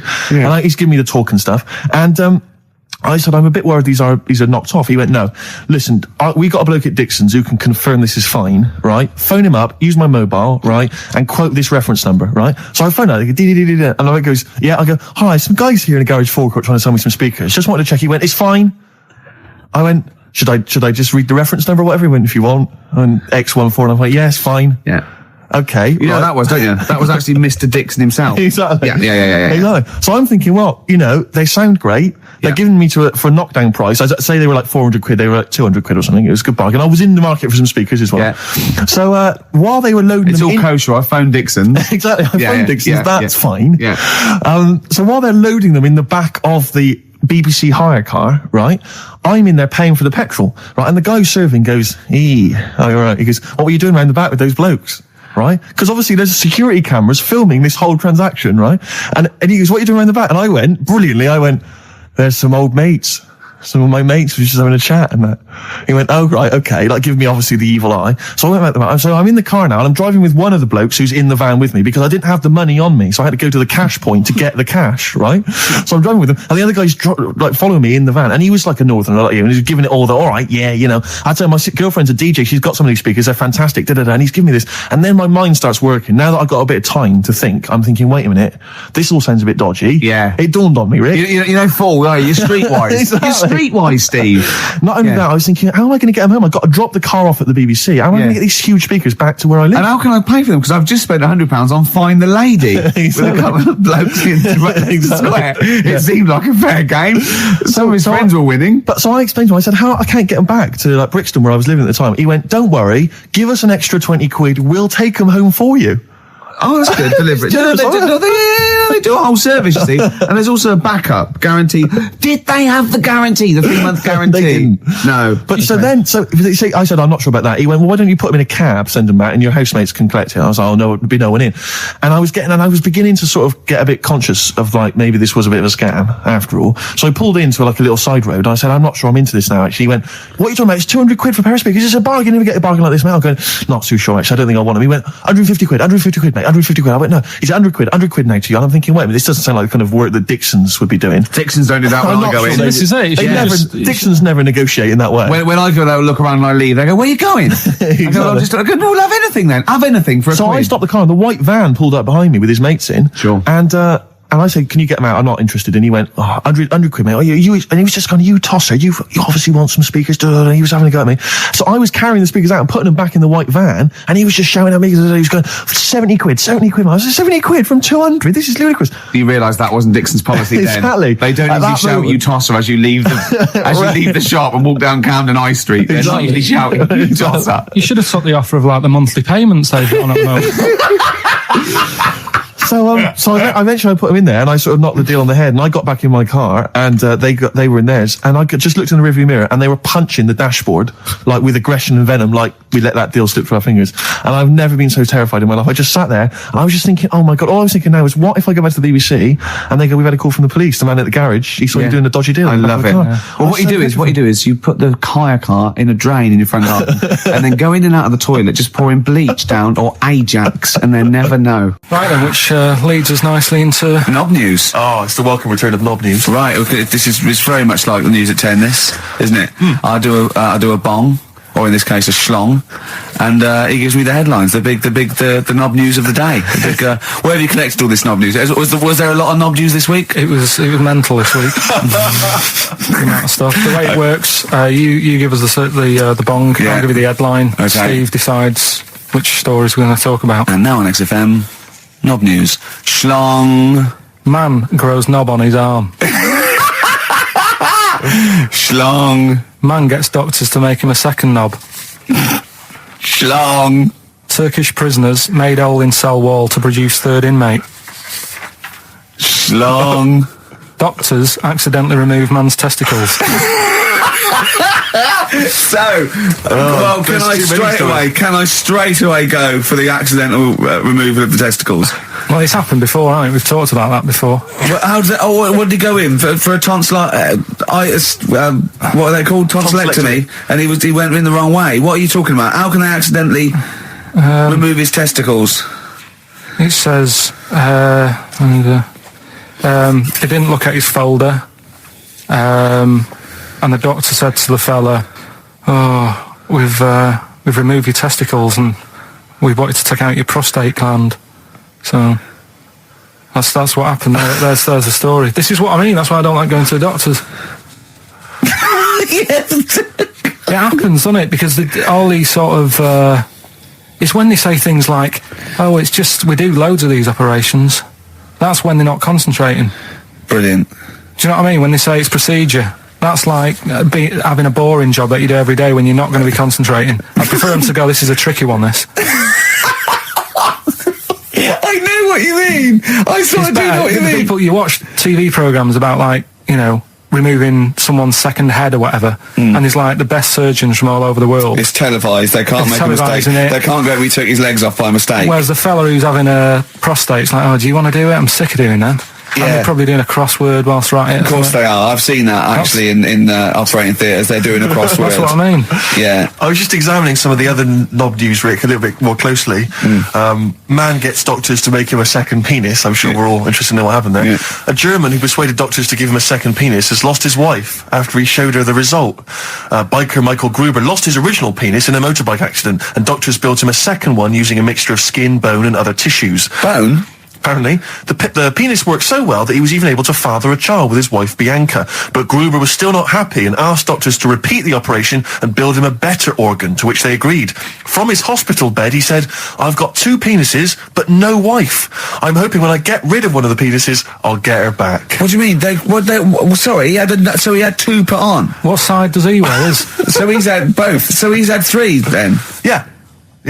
This is probably the thing that happened with Hitler when he had 1 ball, but he had 3 at one point, didn't he? So he just kept one in the Albert Hall, gave his mum one, and kept the other one. Oh, chimpanzee that monkey news. Right, there's this monkey, right? Oh, yeah. I think his name was number 6 or number 7 or something, right? In this lab, right? Yeah. And anyway, it's in there with, like, you know, the rabbits and little mice and stuff like that. And The rabbit smoking. The nurse, right? The nurse, not the nurse, the woman who works in the lab. What would you call her? A nurse? Depends. What depends what her job was. If she was a lab assistant, you call her a lab assistant. All right. I mean, they probably call her by her name. All right, lab assistant, right? Kirsty.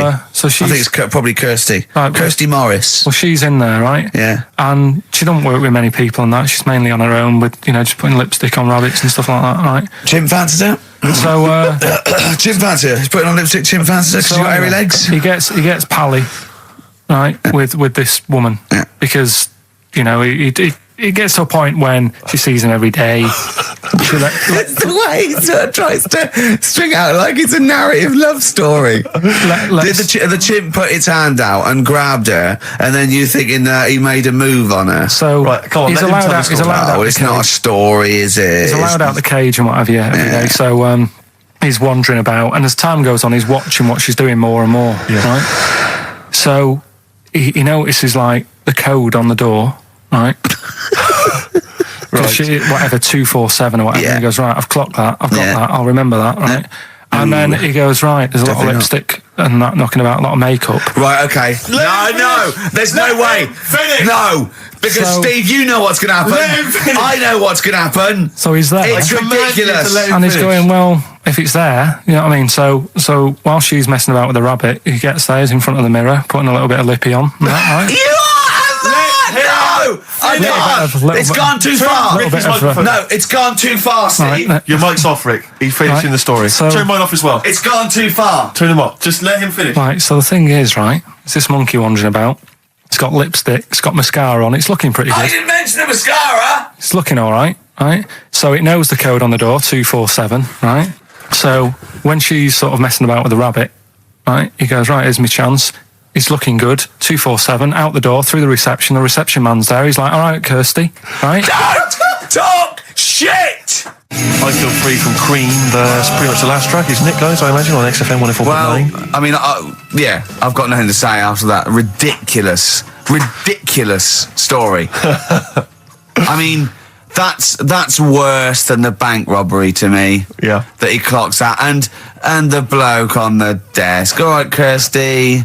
Oh, you're 2 foot shorter and hairy. She wasn't a looker anyway. So.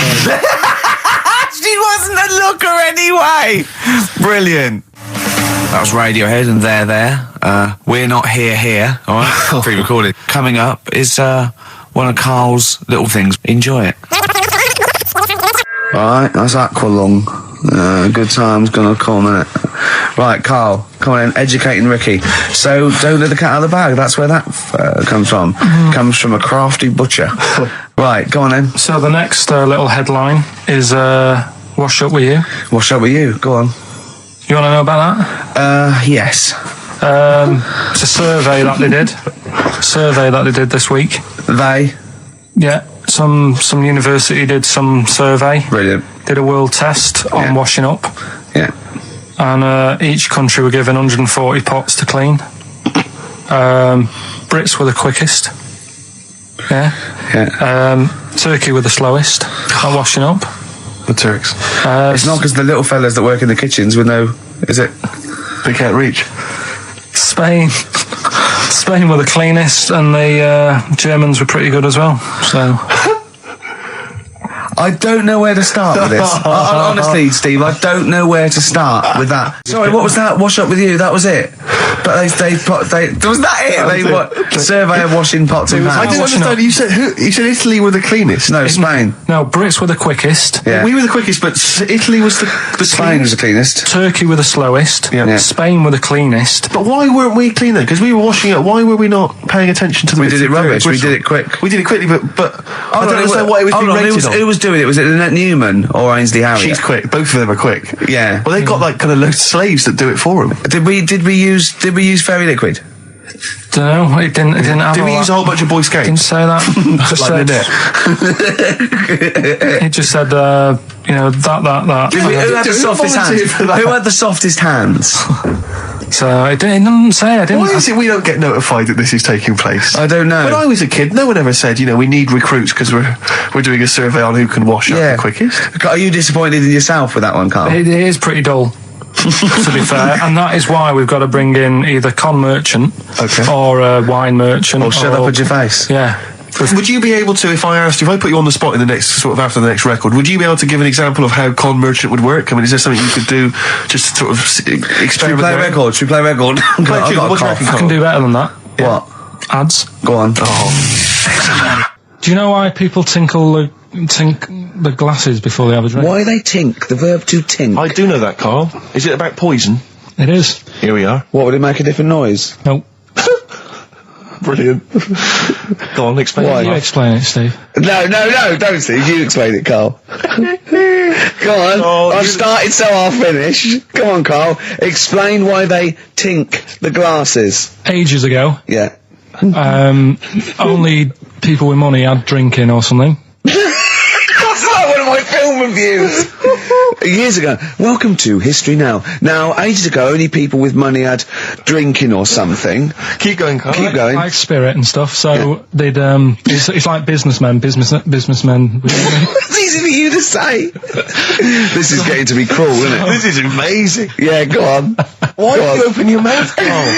What were you hoping was the best that could happen? Because you were trying to make me look stupid before with the planet, so Whereas you know. Yeah, go on, no, come on. Businessmen with money. I've got to drink and ching. Okay, so then with all the drinks. So they'd nip round to have a chat about the whatever they're earning money with, and they'd say, "Right, do you want a drink then?" And they'd go, "Oh yeah, that'd be all right." So rather than like just pouring it out of a bottle into a glass and saying, "There you go," it could be going, "Hang on a minute, it could be poisoning me here and trying to like nick my business idea." Yeah. So what they'd do, it sort of pour a bit of his drink into the other person's glass, and you get that tink noise. And that's like cheers, you know. No, Carl, I just have a slight amendment there. I think what it was you're absolutely right that they would then test each other's drinks to show that it wasn't poison. But over the years, that was reduced to just chinking the glasses by way of saying, let's not actually bother going through the whole rigmarole. They just did the chinking of the glasses. Yeah, right. That's good. It was exhausting though, wasn't it? I know. Was it worth it, do you think? Well, I like that, because people carry that with them now. When they do that, they think, oh, that bloke's definitely not trying to poison me. Yeah. So the horrible thing is that now, when I do the glasses, I can laugh and go, they don't know I've poisoned them. Exactly. You should always do the pouring back and forth. It's a shortcut, it's a slippery slope.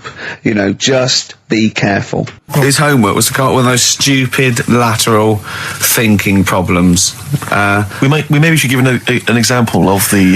sort of genre. Romeo and Juliet. Right, Romeo's asleep on the bed, Juliet's on the floor, covered in water and broken glass. What happened? And you ask all these stupid questions, and it's Romeo's a cat and Juliet's a goldfish. Again, Awful. what am I thinking? Yeah. Yeah, come on then, Carl. Right. Yeah. There's a bloke lying on the floor, right? He's cut his head, blood's coming out of his head, and all his mates come running up, and they're all stood round him. Yeah. And they don't take their hats off as a mark of respect. That is outrageous. Why didn't they take their hats off?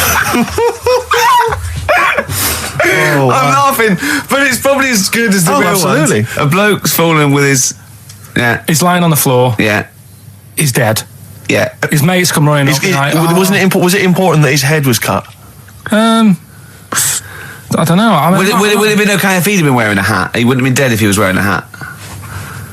What's your answer?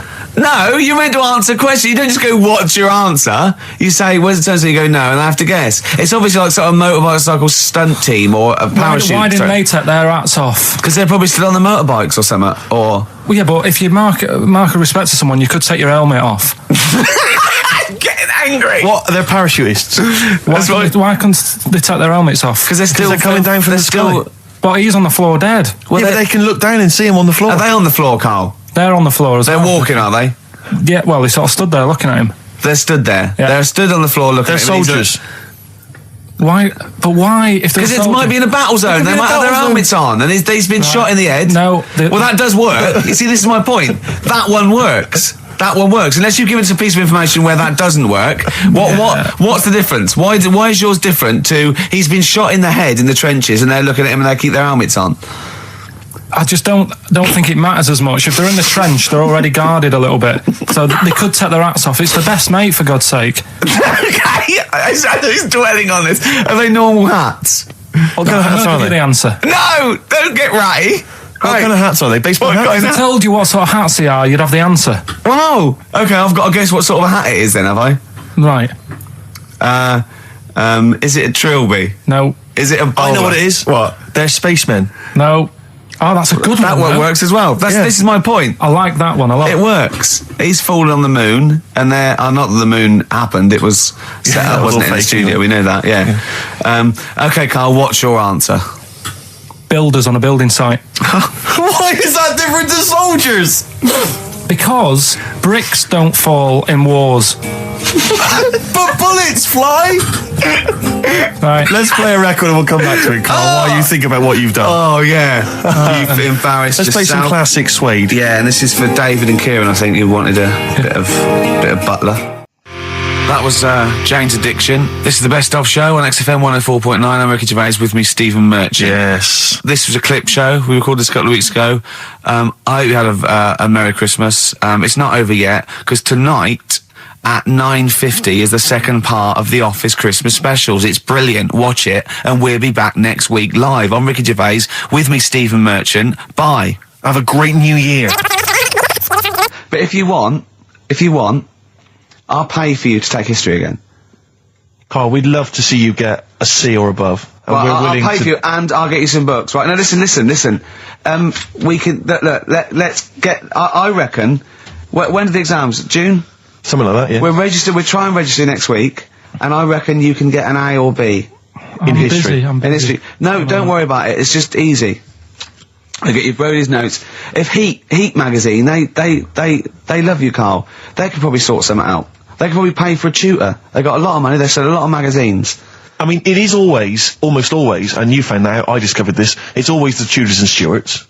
There's no fear for them not coming up. Now, what do you already know about them? You must already know stuff about Henry VIII and Elizabeth.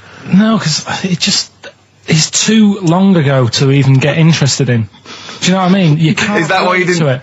Okay. The Anderson thing, it was like, God, I bet my mum and dad were in an Anderson shelter. This is interesting. What, when they- Oh, my granddad would have, had something to do with this. But the Tudors, it's like, I don't know even if they had a family back then. Play a record, if we come back Hang on. Just because I need to introduce the new feature. Yeah, for the I record. don't know if I had a family back then. Carl, listen, let me just ask you now, right? If you can finish this sentence, we've got a chance. Divorced, beheaded, died. Divorced, beheaded. Died. What is it? We just need to do a little bit of work, but otherwise I think you're going to be fine. It's how you remember what happened to Henry VIII's wives. They're little... Divorced, beheaded, died. Divorced, beheaded. It's like spam. Support... What's it? Support, protection, anchorage, movement. That's how You're going to that's nothing to do with the Tudors No, and nothing to Stuarts. do with the skeleton. Yeah, see, no, we're not doing biology. Mnemonics and acronyms. What happened to Henry VIII's last wife? Did she die, or did she not die? Divorced, beheaded, died. Divorced, beheaded. Do you know that the only king that has got a moustache is... No. The only king that hasn't got a moustache is the King of Hearts on the playing cards. Carl is genuinely... I don't know if he's actually upset or embarrassed, but it doesn't matter. Why does it matter? You were 15 and didn't go to school. If you were my friends, I think you would have just said, "Oh, we can't find them." Why? But you doesn't What's matter, to though. do with that? Well, what do you mean? What do you mean? It's ridiculous. Do it again because you want to learn, because there's great things in the world to learn about. Don't worry. Look, GCSE is vocational. Is vocationally for a 15, 16-year-old to go on to do A-levels or whatever, or to get results. But you don't need that because you've done very well. You don't care about the Tudors and the Stuarts. I mean, I mean, I've had a couple of jobs, not this one, because you don't need qualifications to get a job. Obviously. In the radio. Yeah, obviously. You're absolutely right. But the ones that I have got in the past, I did, because I didn't collect them, I had to lie. And I didn't go mad. I didn't say I had A's and stuff. But I didn't put history down because I didn't even know I did it. So it's a bonus. I kind of treated myself to a D and a couple of C's and that, so it's like, well, he's not... I love the fact that Carl even then was honourable. It's like, I'll at least put down the ones I think I took and lie, but the ones I didn't take, I won't lie about. Yeah, and don't give yourself a B. Exactly. If they're going to find out you lied, give yourself a B next time, It could Carl. backfire, couldn't it? I mean, my brother's a bit mental, and he used to do things like go for jobs and say, "Oh yeah, I've done this before," like being a mechanic, and he's never even picked up a spanner, and yet he'd have the confidence to go and try and fix cars. Well, I'm not that daft, but God, and he. Who do you blame for this? that's just an easy way out. I have to blame myself. No? Yeah. What was the teacher like? Well, there's loads of different ones. I didn't like. I mean, the history teacher, it is my own fault because with her, she was a bit mental, and I used to kind of stop the lesson by saying, "Oh, miss, tell us about your fireplace you've got that is made from a gravestone." Because that's what That she would had. stop any English teacher in their tracks. And she loved telling you about it. Yeah. So it was like, oh, I learned brilliant. that from a teacher. So that's why I didn't know about divorce, head loss, and all that. Yeah. Dandruff legs. Horse, head loss, dandruff legs. But remember now, divorced, beheaded, died, divorced, beheaded, survived. That's all you got to remember. And what's that? That's what happened to Henry VIII's various In order. wives. In order. What does it spell out? No, it doesn't spell out spell anything, you just it's gotta saying remember the rhythm. In order in which he married. Yeah, but it helps. It's like when my mum taught me the alphabet. She taught me as like a song. A, B, C, D, E, F, G. Yeah, consonant. No, not like that. That's how everyone else could do it, and I couldn't do it that way. Right. What tune did she do it to? A, B, C, D. It was A, B, C, D, E, F, G, H, I, J, K, L, M, N, O, P, Q, R, S, T, U, V, W, X, Y, Z. I feel like, it feels like Christmas Day. What, you didn't get the gift you wanted? Yeah, do you know that, like, anticlimax? Yeah. When, You've been looking forward to it for so long. Yeah, you know. Well, I mean, I knew you were looking forward to it. That's why it took you 14 years to get the result, and then it was 2 other people that got them for you. Do you wish that we hadn't done it?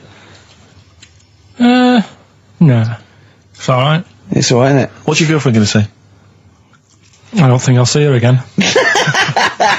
She likes a man who knows about the Tudors and Stuarts, does she? Yeah, first gladiator, then the... Yeah, you've been bluffing. Whenever she said, "Where did you go to Studios?" Go, "Good." Like, lots of things, but look, it's a bird. What happened to Henry VIII's last wife? Oh, I wouldn't. Oh, yeah. Oh, look, Friends is on telly. No, I just changed the subject by saying things like, you know, about the only king in a pack of cards. That threw off the scent. That threw us off the scent. That wouldn't fool an invigilator, would it? That's the thing. You can't use that one with an exam board. I'm always looking at stuff. I was looking at stuff this morning because of your regala last night. eating all that funny food and that, and also they all got a bit scared last night, didn't they, with a snake? I didn't see that. So is this I'm a Celebrity, Get Me Out of Here? Yeah, he got all worried about a snake getting on the sort of wandering about in between the sleeping bags and stuff. Yeah. And they were all scared, and it's so easy. Leave it with me. Sorry, the doctor says, leave it with me. Leave it with me. Well, they were all scared because there's a snake, and it's so easy to find stuff out. Before they, where are they? Where is this jungle? Australia, I Right. think. Before they went, give it half an hour on the internet. I found out with snakes, you don't need to worry, right? They're deaf, they haven't got any ears. Right. So as long as you're really quiet, Creep around, it'll yeah. probably leave you alone. Yep. And also, they don't have eyelids. So they were suggesting if one's coming towards you, just like kick sand in its eyes. Because it can't blink, and it leaves it a bit like annoyed, and it wanders off. But they didn't do any research before they went. Yeah. And that's, I think your knowledge would hold you in good stead. I don't think you need to know any more than you know. You know, you've done maths, you think? Yeah. Did no revision for that? No. Okay. English, do you remember what it was? Did they ask you about Shakespeare? Did they ask you I about can't books? remember, but I must have done it because I thought that was... It was English language, not English literature, wasn't it? So it was Was it like spelling and all that So sort was it? No, was it like a comprehension? You read a passage and had to ask questions on it. Was it? Did you have to write a short essay? I don't know. I can't remember any of that. Okay. I did a science. Okay, physics or chemistry? Physics. All right, well done. And this is all you think? You actually took that. You actually took physics GCSE. You think? You're obliged to do a language, I think. Did you do French? I did French for a bit. I don't think you are. I don't think you have to do a I language. think you have at GCSE, I think you've got to. Well, English quite good. I think that's his language he did. So you don't know about language. History? Geography? Just what you will find out, won't we? Okay, but you just can't remember. I can't believe you can't remember turning up for these things, because it's quite a big moment in people's lives. It is the thing that you've been working to all of your educational life. On the day that the things came out, I was working at as a printer. Okay. And it was a really busy A lot of day. spelling mistakes. It was a really busy day, so you're bound to forget. Yeah, yeah. No, but I had to use gold ink that day. Oh. And it's, I mean, you're not a printer, so you don't know. No, that's the biggie, innit? But it's tough. You've got to really get your rollers clean. Carl, play a record, mate, and good luck with the exam results. Hopefully we'll have them for you by next week. It's time to give Carl... You're actually nervous, aren't you? I'm a little bit nervous. Just to recap, Carl is 30 this year. He never went to get his results of his GCSEs. So myself and Steve took it upon ourselves to phone his school, track them down, and we actually got your results. What did you think you took? Did English, Right. maths, Yeah. art, Right. and I think I did physics. Okay. Well, you didn't do any of them. Eh? You didn't do any of them. You didn't register. You registered for one exam and took one exam and got results for one exam. So I don't know what you thought you were turning up to, or you weren't registered, or you didn't. You're familiar with the notion of registering for an exam. You have to kind of officially register in order to be eligible. What do you mean, register? I turned up for a couple. Yeah, you can't just show up. You have to register for them. You have to pay this because it costs the school money, so they have had to have paid for you if they thought you were going to pass. You can't just turn up on the day and ask some paper at the front. I never got a letter telling me that. Well, that's because you were never at school. But you did somehow register or registered for one exam. You registered for history. It's a topic that you've always been interested in. I was saying to Ricky before, World War II, I loved it. Not the actual event. No, the but study just of it. all You the mean? stuff like, about the Anderson shelters and stuff like that. Yep. And the bombs and that. And then when I took it, it had nothing to do with that. It was more about the Tudors. So it didn't. The Second World War didn't come up. You mean there were no questions about the Anderson shelters? Nothing. That's devastating. So So what are you expecting the result to be? is that seriously? Is that it? Yeah, it's the only one you took and registered. As far as the school is concerned, or yeah. certainly in Well, it's the terms only of one what that they told counts. us. It's the only result. It's the only one that counts. Yeah, you've got. I don't. Did you register for yours?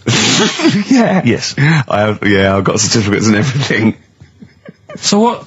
Do you do that before the exam? Do you have to go somewhere and sign something, or? Yeah, you don't check your results and then decide if you want to register. It's not like Millionaire when you look at the question and go, I think I'll take the money. Yeah.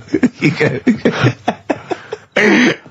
No. But anyway, you must have registered for one, or maybe your teacher put you in for I didn't do it. They must have been confident. They must have been confident. They must have thought your best bet was history. Right. So, what did they get? You got an E, which I think, technically, is a pass. E. It's a bad pass, but there's F, and how there's much You're not going to be doing a PhD. you can get an F, right, which is fail, and then a U, which is ungraded. Now, I don't know why the U exists, because F means you failed. U is like them going, you not only failed, but you wasted my time. So, We're annoyed that you took this exam. so you thought they'd register me to get an E? Well, they didn't. Well, they didn't. I think they were hoping. It was rather like you with the lottery. They were hoping for something better than You nothing. see, I assume that the man who registered for that thought he can scrape an E if Anderson shouters come up. Yeah. Well, that's it. You've got. Now, what I'd like to do, Carl, is I've started your re-education. You've read a book on Rasputin. I'll be asking you a few questions about that later. I've got another book for you to read next week. Next week, I've got a I'm little. not in the mood. What? Not in the mood. Oh, come on. Look. What's that? What does that say? It's that fella. It's a picture of the bloke that he used to use for Citizen Smith. Yeah? Che Guevara. Yeah. Yeah. He was quite happy, I think, when he found out that Robert Lindsay was involved. He went, yeah, of course you can. No worries, yeah. What are your feelings, Carl? What do you think? Are you emotions depressed? I'm just a bit annoyed because I'm sure I turned up for more, so it just wasted me time. Listen, they don't matter. I'm sure you're doing very well. You can educate yourself. GCSEs are merely a step on the ladder to help you, not just for education, but they're more vocational than anything else. You're doing very well, and you're reading books. Don't worry about it.